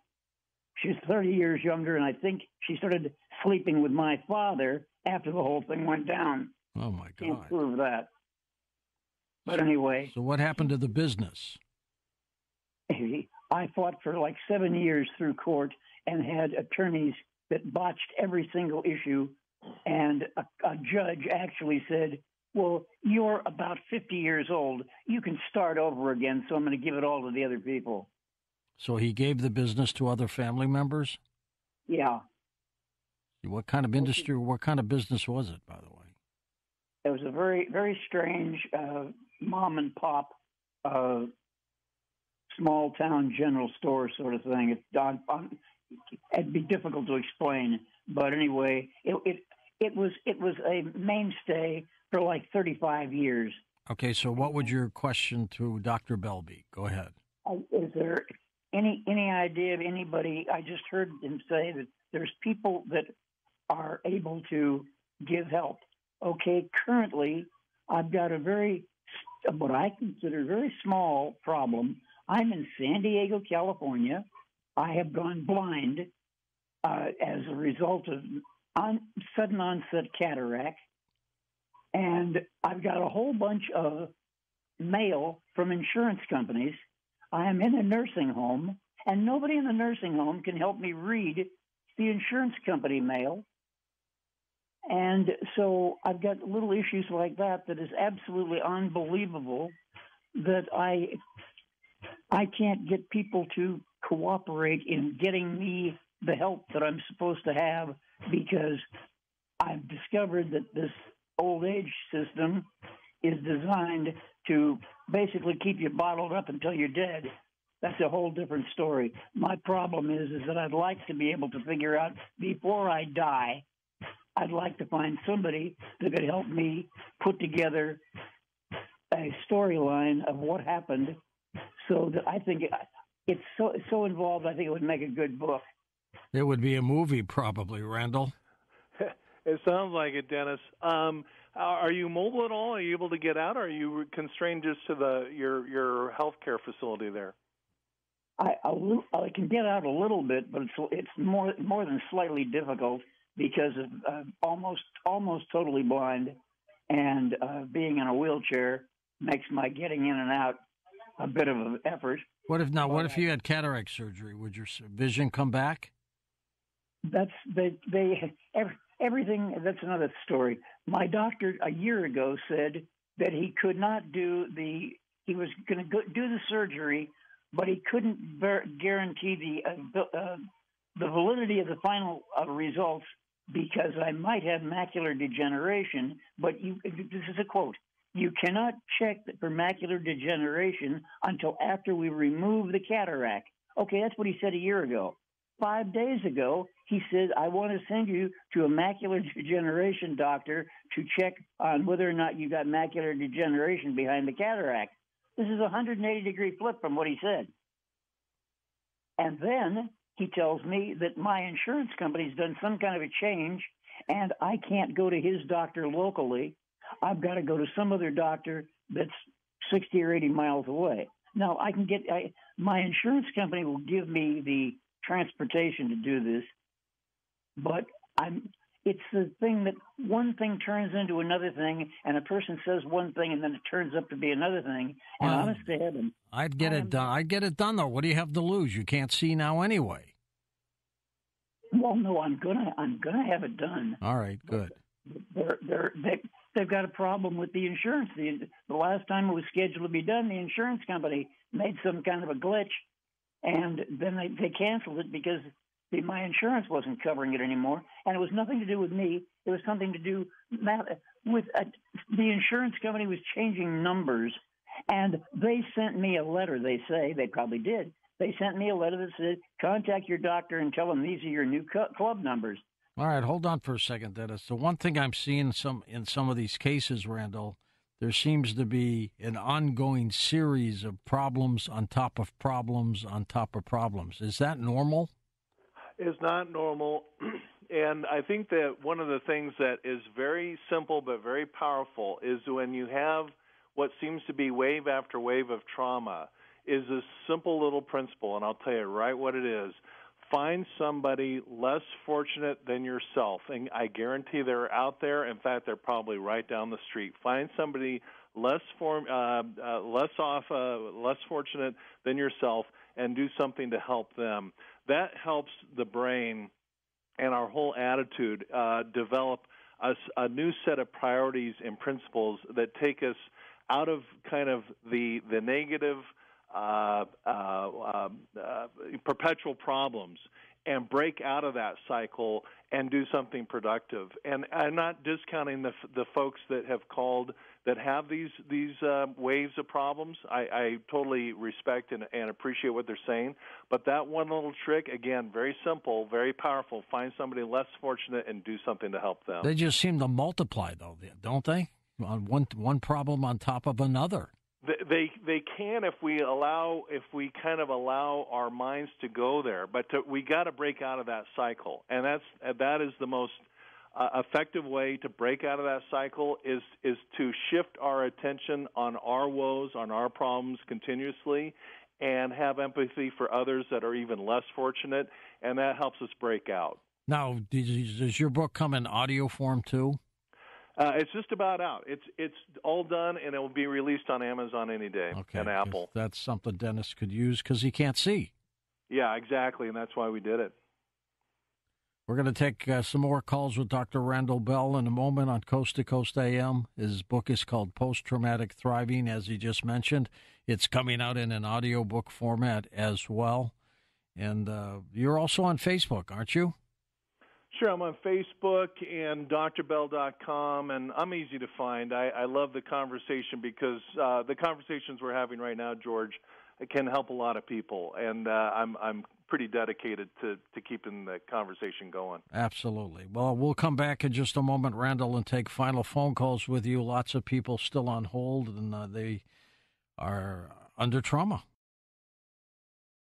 Has the Zodiac Killer from the 1960s been exposed? Find out next hour on Coast to Coast AM with our very special guest. And we're going to come back in a moment with Dr. Randall Bell and take final calls as we talk about trauma here on Coast to Coast.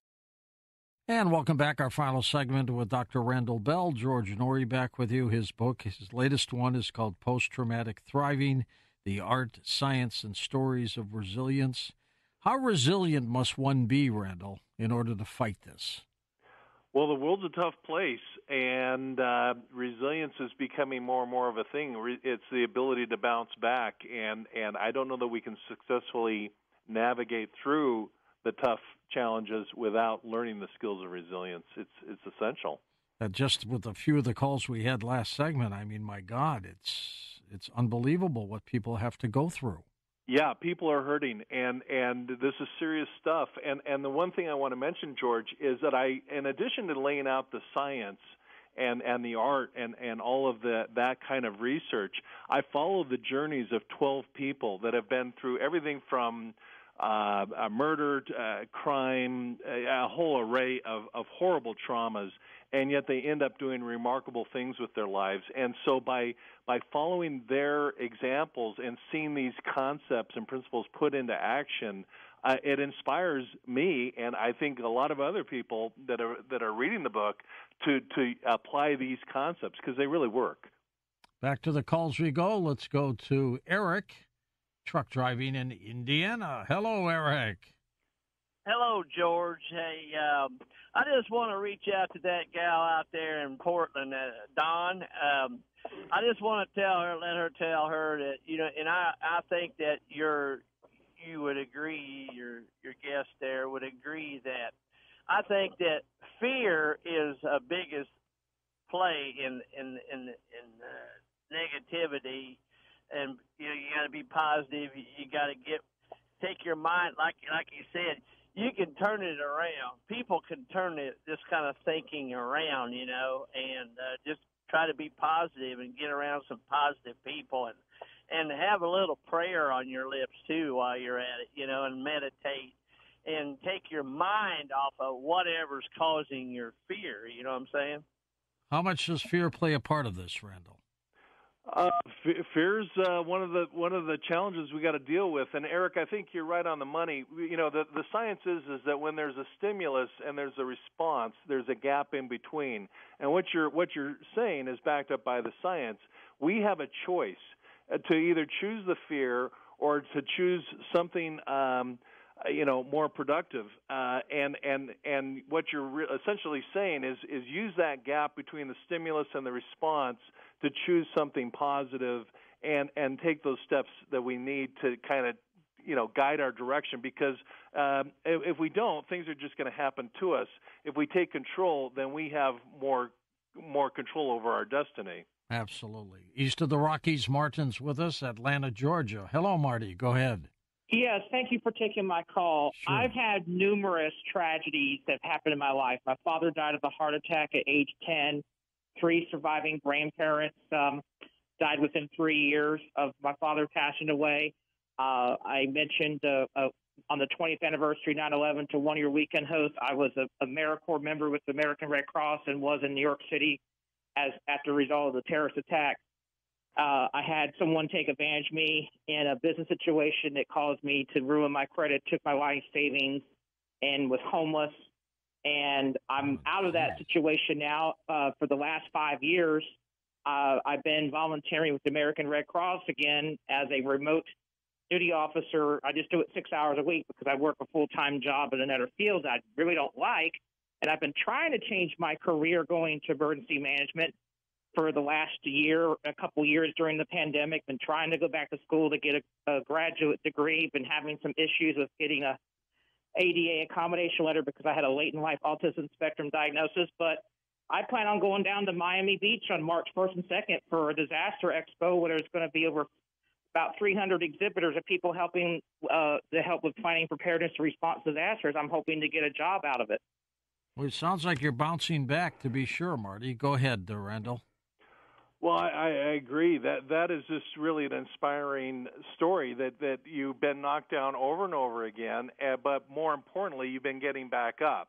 And you're in each step, you're learning something, and you're continuously. It's kind of a snowball effect. Once you get in that right frame of mind, where things get better and better. And tell me if I'm wrong, but have you learned some appreciation from? I know you don't appreciate the disasters themselves and these tragedies themselves and the trauma, but are you learning and getting stronger as a result of it?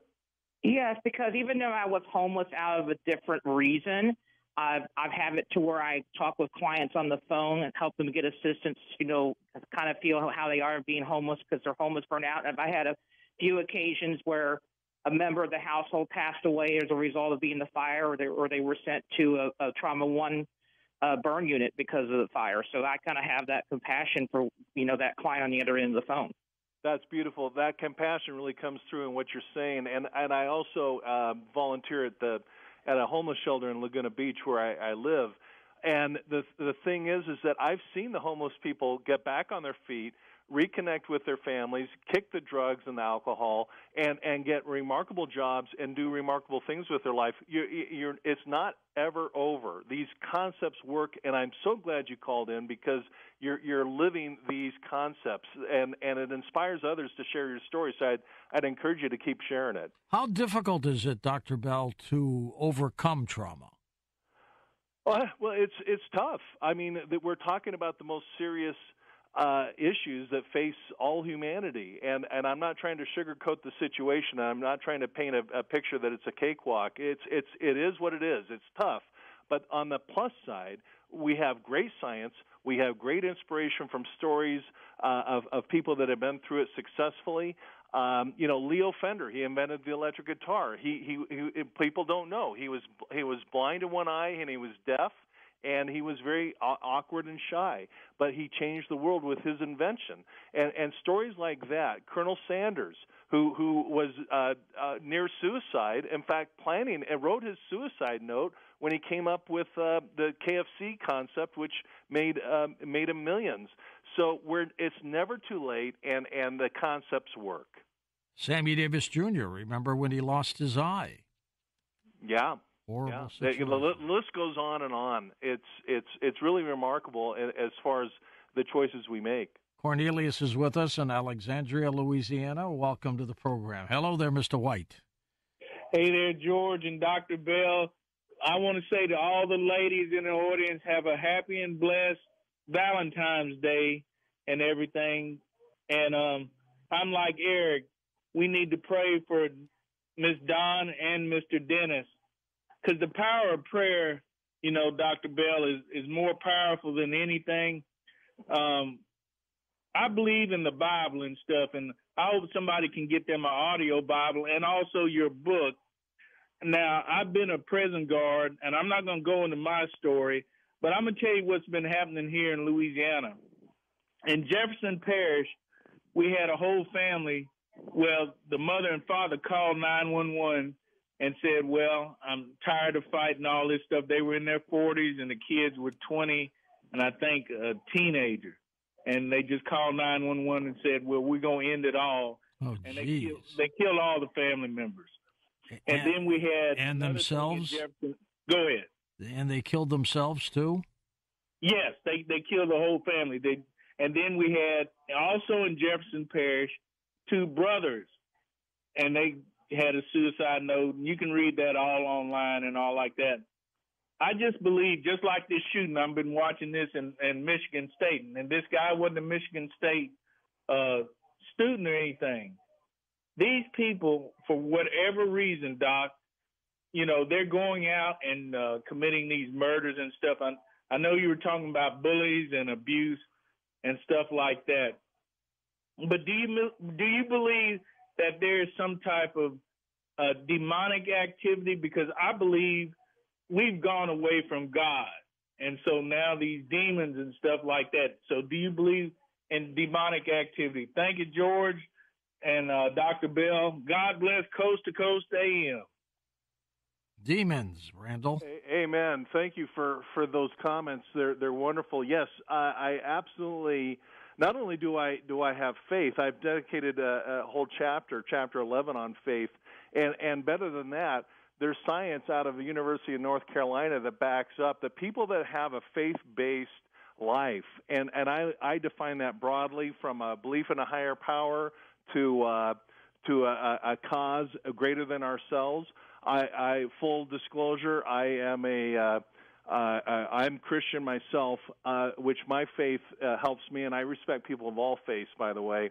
But yes, this is all not only helpful, and thank you for the reminder that I've dedicated a whole chapter, and it's really the starting point of really moving from the dive and survive stages into the thrive stage, is have something in your life that's more important than yourself.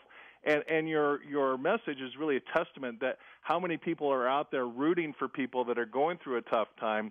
With every disaster I go through, I notice hordes of people that are there to help. And with the shootings, I've worked on 2 major shooting cases, one with the Pulse nightclub in Orlando and the other was Sandy Hook. And they're horrible, horrible tragedies you can't even put into words.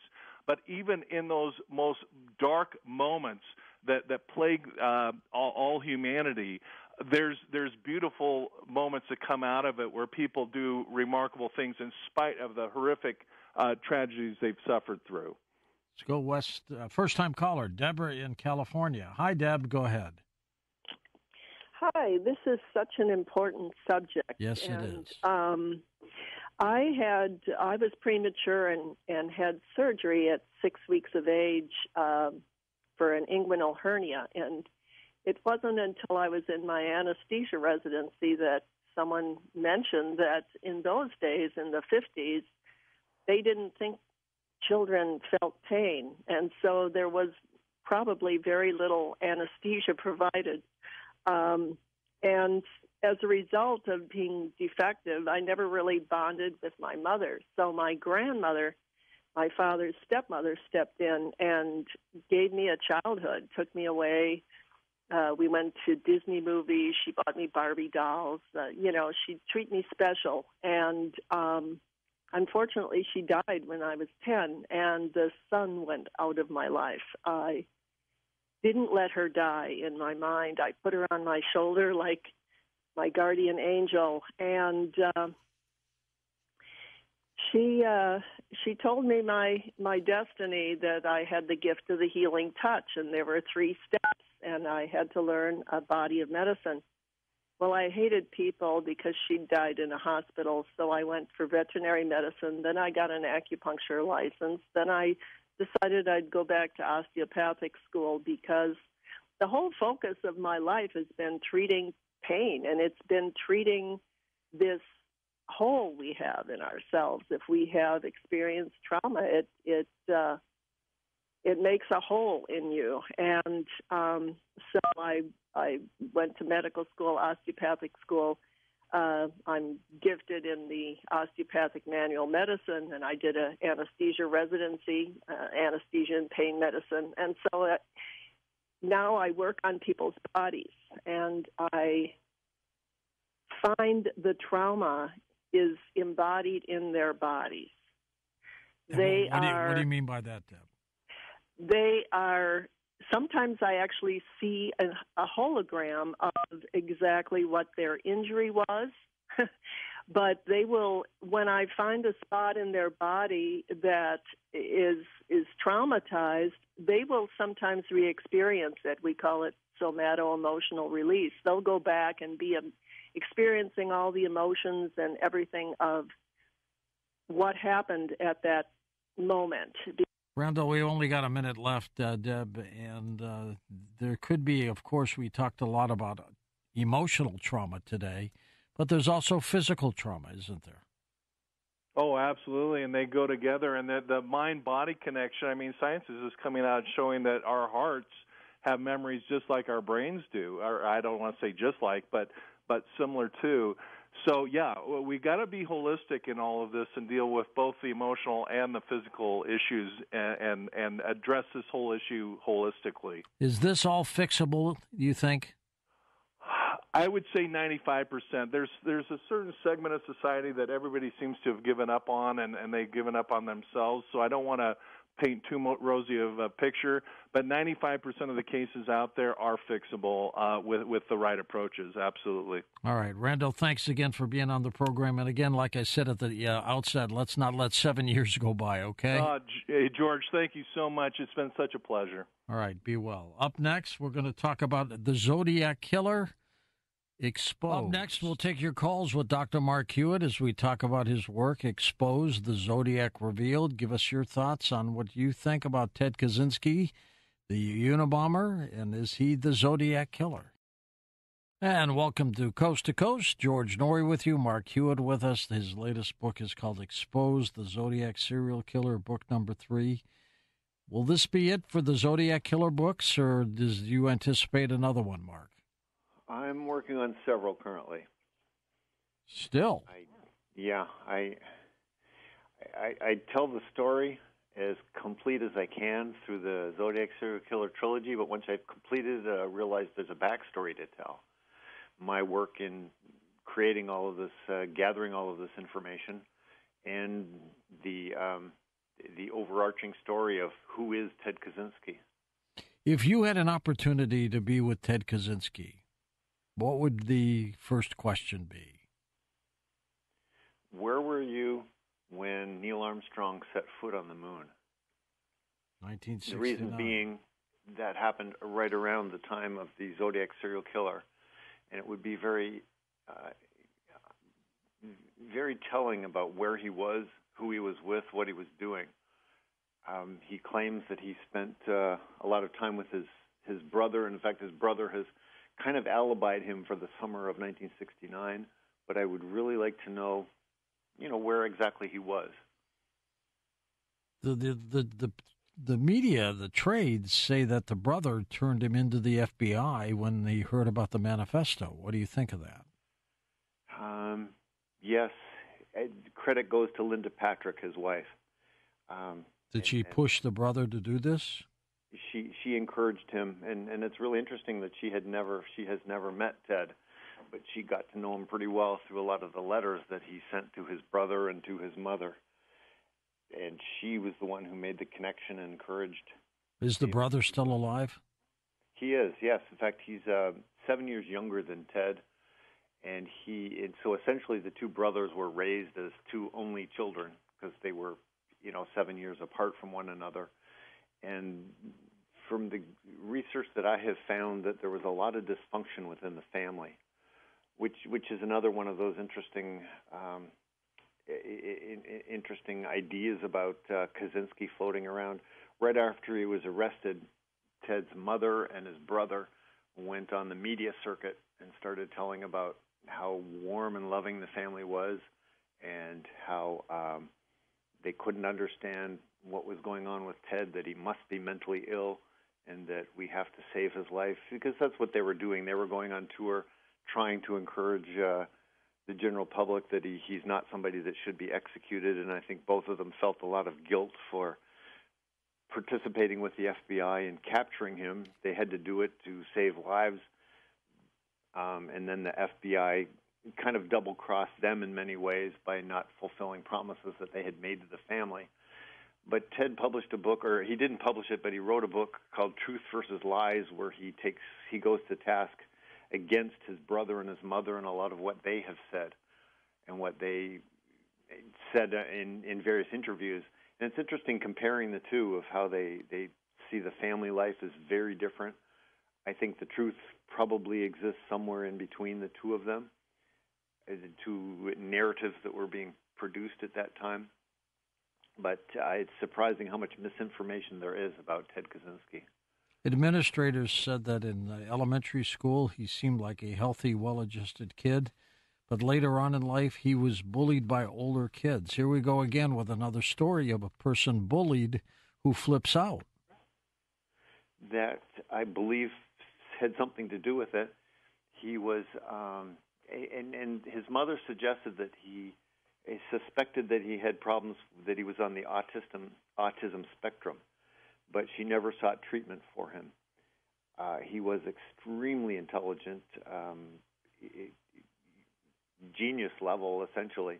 He was a prodigy in mathematics. He was on course to be a brilliant mathematician, but I believe schizophrenia caught up with him. But because of his intelligence, he was bored in class, and the powers that be moved him along, which only made him younger and smaller compared to his classmates, and he was essentially ostracized. He did not fit in with his classmates, especially in high school when he was advanced to another grade level. There has been talk that he was part of Project MK Ultra, the CIA's research program into mind control. Yes, that's been established. Is that true? Yes, absolutely. He was involved in a 3-year study at Harvard with 21 other students. Henry Murray, who conducted the study, received some of his funding, at least some of his funding, from the OSS, the precursor from the CIA, which was likely under the branch of MK Ultra. And some of this, the study was unethical. It would not be allowed today. It was illegal. It was underhanded. He got into something that he didn't know what he was getting into. But there was a certain amount of brutality going on, emotional abuse. Henry Murray wanted Ted Kaczynski in the study because he was the most alienated student of all of the students that took part in the study. There was a wide range, some of them very well adjusted, some of them very poorly adjusted. He was the most maladjusted, and he was also, I believe, the only blue-collar background individual who took part in the study. And some people theorize that a poorly adjusted Ted Kaczynski going through this study helped to break apart his psyche. Well, the MK Ultra program itself could have really destroyed him. It's possible, but other people who went through the study also said that it's kind of ridiculous that they made him a serial killer. That can't be the only thing that took place that was involved in that. Even Ted said at most it was unpleasant, maybe one of the most unpleasant things he went through, but it certainly didn't make him mentally ill.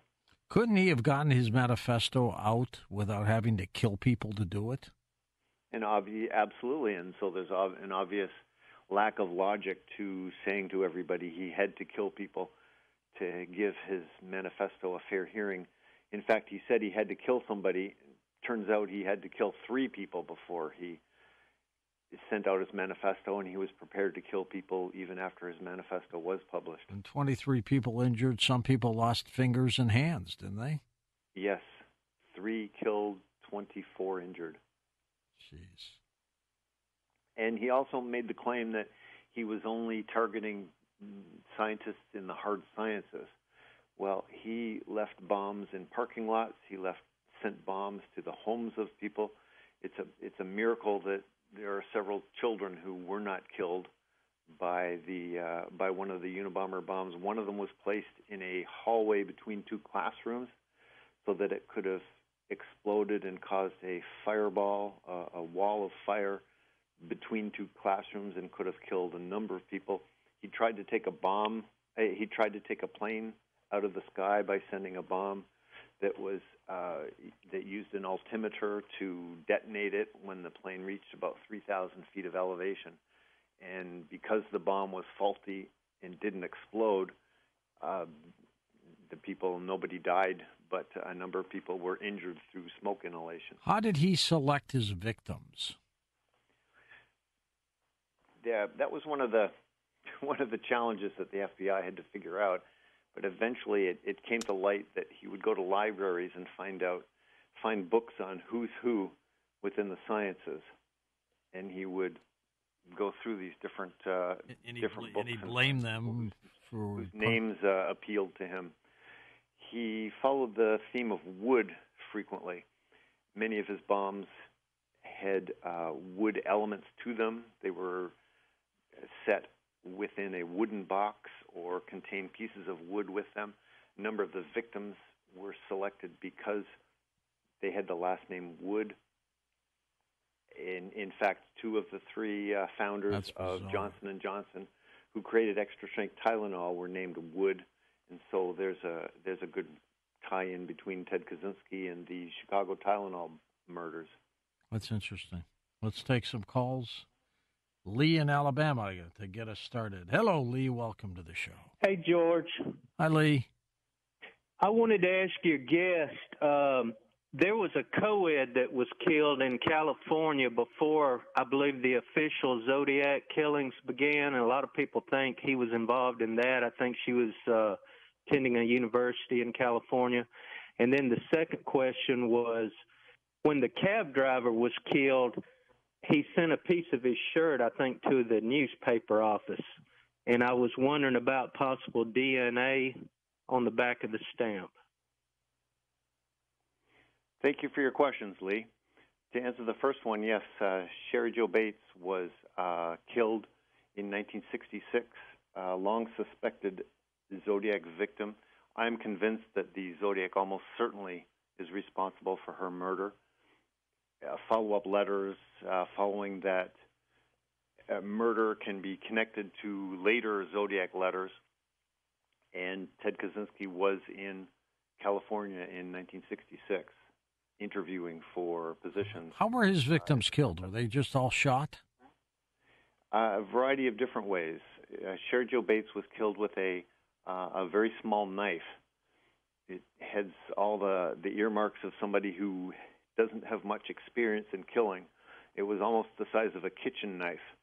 And Sherry was able to fight back, and the killing field, the police said that it resembled a freshly plowed field because it was dug up so much by them struggling.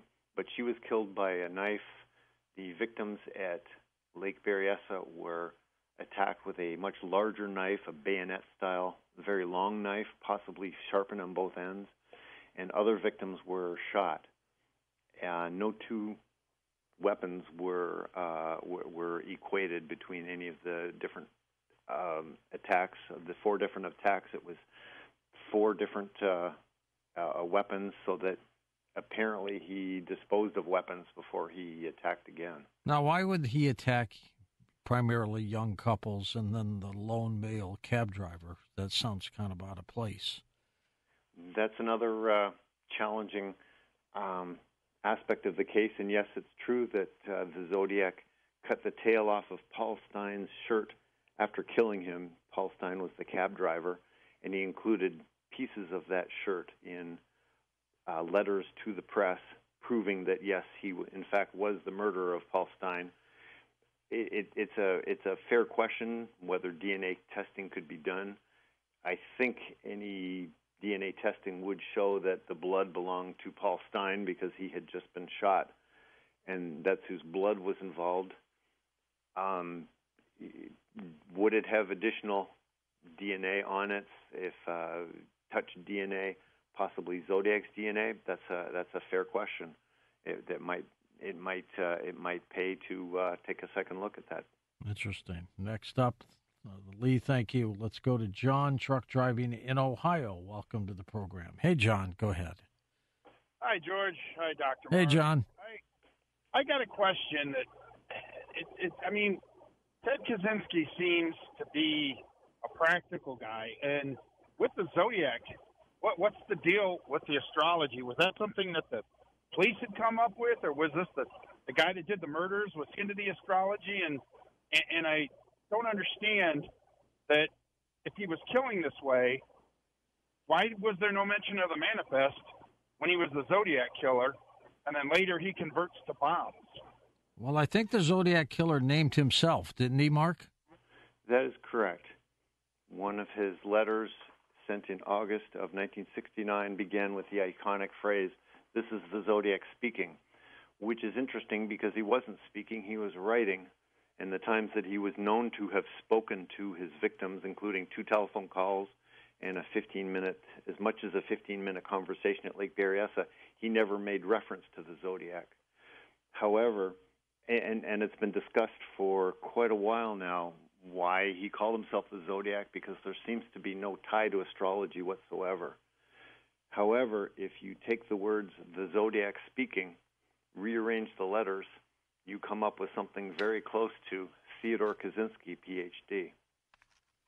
And why not use bombs to kill some of the victims, the Zodiac killer? He was very young at that point.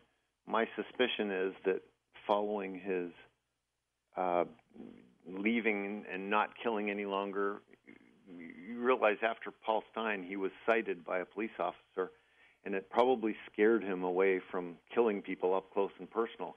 He didn't want to be put in that situation again. And so he tried to stir up fear within the Bay Area by sending these bomb diagrams. It appears that he never actually made those bombs. They were just threats.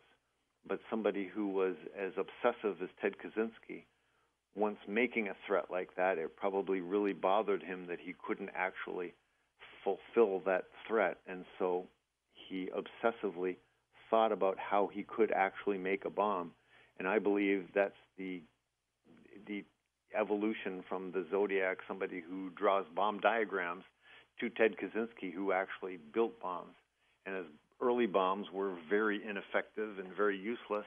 It wasn't until years of study and research and experimentation that Kaczynski was actually able to create a bomb that would kill somebody. Truly remarkable. Do you think Ted Kaczynski was just a serial killer in general, or what? That's my suspicion. That's my belief. The FBI noticed a sexual component to Ted Kaczynski's bombing as the Unabomber. They noticed that his bombs could have been created in as few as 10 hours. 10 hours of labor would have been enough to create his bombs. However, they estimated that he took about 100 hours per bomb.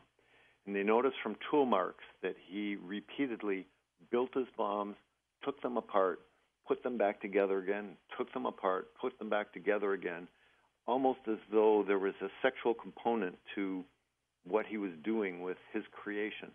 They saw it as some type of paraphilia. And so that they made the connection that there was a sexual element to Ted Kaczynski's bombing. Truly remarkable. It really is. Mark, tell folks where they can get your books. We're going to take a short break shortly. Any bookstore will be able to order them for you. Amazon has them for sale. You can contact my publisher, Genius Book Publishing, through their website. And if cost is a concern, please go to your library. They can order the book, or they may have the books there for you. And again, if you had that chance to talk to Kaczynski, would he talk to you? Oh, he sure wouldn't. He won't even talk to his brother any longer. Oh, really? He's done with David. I'll tell. His brother has sent him many letters, and his mother, before she passed away, wrote him regularly. He never responded. He didn't acknowledge them when they showed up in the courtroom for his trial. And David sent a letter pleading with Ted to call his mother when his mother was on her deathbed to talk to her one last time, and he wouldn't do it. Remarkable. Just remarkable. Well, he's 81 years old. He was transferred to North Carolina because of health reasons, which they do not say why. Correct. But your guess is he's got cancer? That's the scuttlebutt that's been going around, but I cannot confirm it. Interesting take. How convinced are you he's the Zodiac Killer on a 1 to 10 scale, 10 being the highest? I would say 10, but I have to leave room for the fact that I'm human and I have made mistakes in the past, and I will make them in the future, I'm sure. I'm looking for a day when scientifically it can be shown, and I suspect that that would be done through DNA, possibly a genealogical match DNA. Forensic linguistics may be a method that the police can assure that it's him, and there's some amazing advances going on with artificial intelligence right now. And I've got to tell you, Mark, if Kaczynski is not the Zodiac Killer, why did the killer stop killing? We'll talk about that and take final calls next.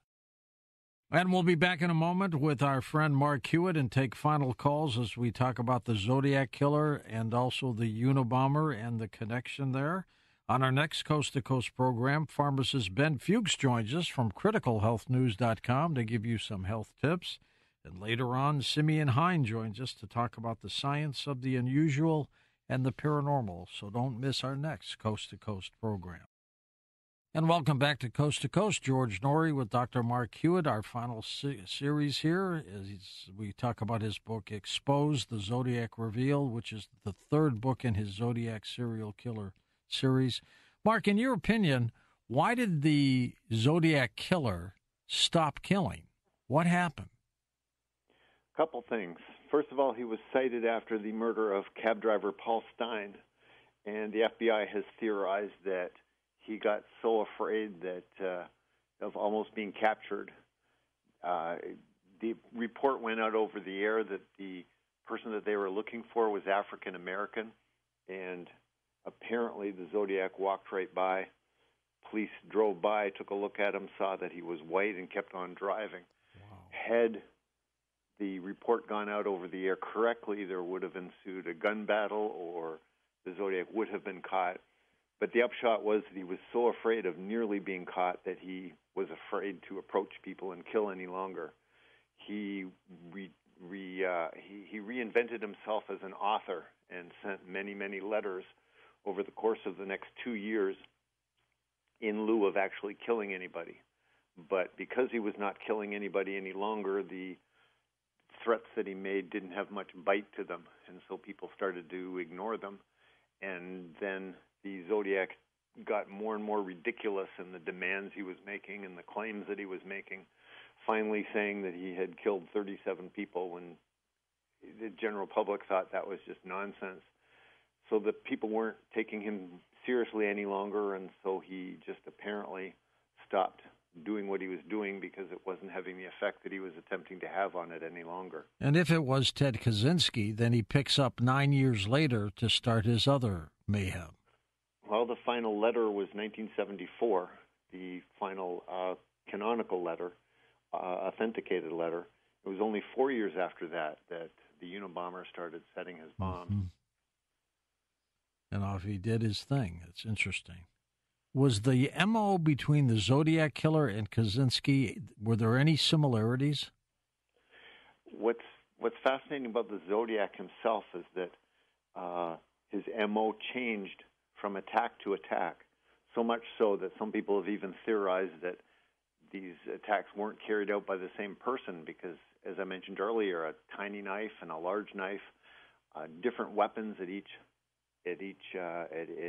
event, so that one of the signatures of the Zodiac case is that the killer changed his MO drastically and very quickly from attack to attack. Could it have been a group of killers, 3-4 people? People have theorized that. 2 people, one committing the murders, one writing about it, or several people, or 12 people, the 12 signs of the Zodiac. The problem is the personality exemplified by the Zodiac through his letters shows somebody who was extremely unwilling to work with other people. He was very unable to negotiate or compromise with other people. It's not somebody who could work with other people. All right, let's go to final calls. Daniel's with us in California. Welcome to the show. Hey, Daniel, go ahead, sir. Hi, George. Hi. Shortly after Ted Kaczynski was arrested, I came home from work and grabbed a cup of coffee and turned on the radio. And there on the radio is Brother Kaczynski and Mother Kaczynski. And they're talking with a talk show host. I don't think it was you. And they're talking about, the pain of having to make the decision to turn him in. And then his mother told a story about what happened to Ted Kaczynski when he was about 2.5 years old. That would have been 1942 or 3. And he got sick, and his mother took him to the doctor. And the doctor said, "Oh, this boy's really sick. We're going to have to hospitalize him." So they did, took him to the hospital. And the hospital people told his mother that she couldn't see him while he was in the hospital, which kind of broke her heart. But anyway, they put him in the hospital, and she kept showing up anyway every day. He was in there for probably a week to 10 days. And she would go there to see him from a distance, but she would look at him through a glass. And it was not a one-way glass. The hospital really screwed up there. And so Ted Kaczynski, this little kid in a crib, he could see his mother in the window, and it tore him apart. He cried and pulled on the bars and all this stuff. And so this went on for a while, and finally the hospital decided that he was good enough to come home. So she and her husband came to pick him up, drove, and on the way home, she looked at her son, and she thought, he's changed. He's not the same kid anymore. He was very cool and aloof, quiet, whereas he had been very active and a happy child. And you're saying something happened to him? Huh? You're saying something happened to him? Well, he was traumatized. Yeah. He was traumatized by that experience of being abandoned. He was 2.5 years old. Right? How did you hear about all this? I heard it from his mother on the radio. Oh, just simply that. What do you think of that, Mark? Yeah, thank you for your contribution, Daniel. That's a very important story in Kaczynski's life. He was 9 months of age, and we can't know how severely traumatizing that was to him. He was in the hospital for 4 full days. It was actually from the 1st to the 5th of a particular month. And he was denied the affection of his mother or family members, except for a visit every other day. And his mother reported that when she brought him home, that he refused to nuzzle with her any longer. When she dropped him off at the hospital, he had hives. That's why he was taken to the hospital, and they had to treat him probably with antiseptic, and that was just the way things were done at that time to separate the child from the family. That's a very critical time in an individual's life where they learn to trust. And there's some thought that Ted may have damaged him emotionally. Ted denies that. He says that he points out that his mother's diary said a couple weeks later that Ted was back to normal. He was his same self again, and when the doorbell rang, he ran up to the door, or he scooted up to the door to see whoever was there, so that apparently whatever effects that happened weren't as severe as his mother seemed to think at that time. So there's, again, two different stories. Ted's story about how influential it was into the creation of him, and his mother and brother's story. Do you get any stories on how he has intermingled with other prisoners over the 20-plus years he's been in jail? It was an interesting story that came out of Colorado. He was incarcerated with a couple of other bombers, with Tim McVeigh and Ramzi Youssef, the original Twin Tower bomber, and I believe there was one other person, Eric Rudolph, maybe that's who it was. He was the Atlantic City, yeah, the Atlanta, the Centennial Atlanta Park bomber, and so they called that wing of the prison, they called it Bombers Row. Apparently, he met up with these individuals during yard time and exchanged stories about politics and whatever. Who knows if they discussed how they created their bombs and strategies for creating bombs, but that's kind of interesting. Ted's kind of been to himself for the most part. Interestingly, his transition into prison wasn't as difficult as it would have been for other people, because for 25 years in Montana, he lived in an 8x10 or thereabouts size cabin, so he was quite familiar with being in a very enclosed area, and especially during the wintertime when he was shut inside. So it was probably not a very difficult transition for him. I understand he has been corresponding with hundreds of people. After being in prison for about a decade and a half, he had corresponded with over 400 people. Wow. Let's go to Steve in California. Stephen, take it away, sir. Yeah, I first of all want to bring up the FC that he used to put on his bombs, that initial, remember? Oh, yes, FC? Yeah, F Civilization. I solved that one right now.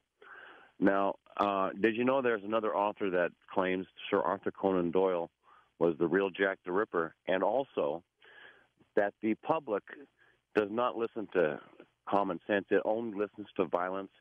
The public is currently jealous of the author of LeninMurderTruth.com. Well, that's... I'm not familiar with that website. No, that is a person who believes that John Lennon was killed by somebody else. Joe in Long Island, welcome to the program. Hey, Joseph. It's interesting that he would spend 100 hours on one bomb, but his psychological profile, he had with the cat and mouse game with the press compared to, say, like Son of Sam and so forth. It seems like he's always been looking, even with the correspondence in prison, like an audience.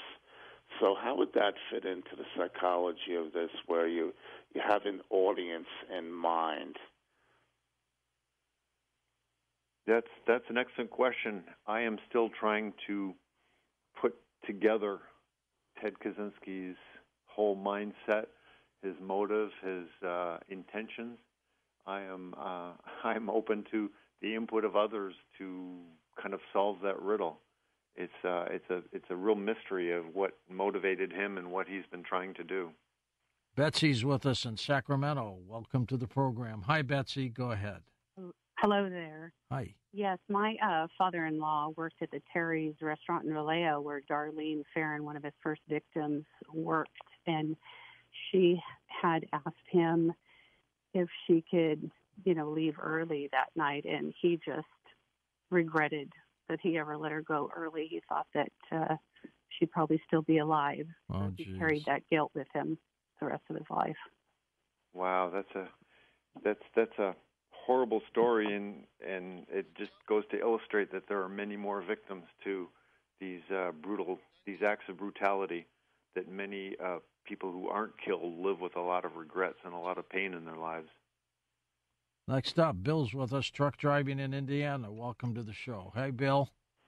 Hi. First, I'd say thanks for taking my call. I've been a fan of the show for a while, but I got a question on the Zodiac Killer claim 37 kills. And if Kaczynski was the Zodiac and was responsible for the Tylenol murders, could the 37 have been a goal? Interesting question. Mark? I suppose that could well be. The claim was made in 1974. It appeared to be a claim. He didn't actually specifically say, I have killed, but he intimated that he had. And he had been giving a running total his whole time, so it seemed that he wasn't speaking about the future, that he was speaking about he had already done that.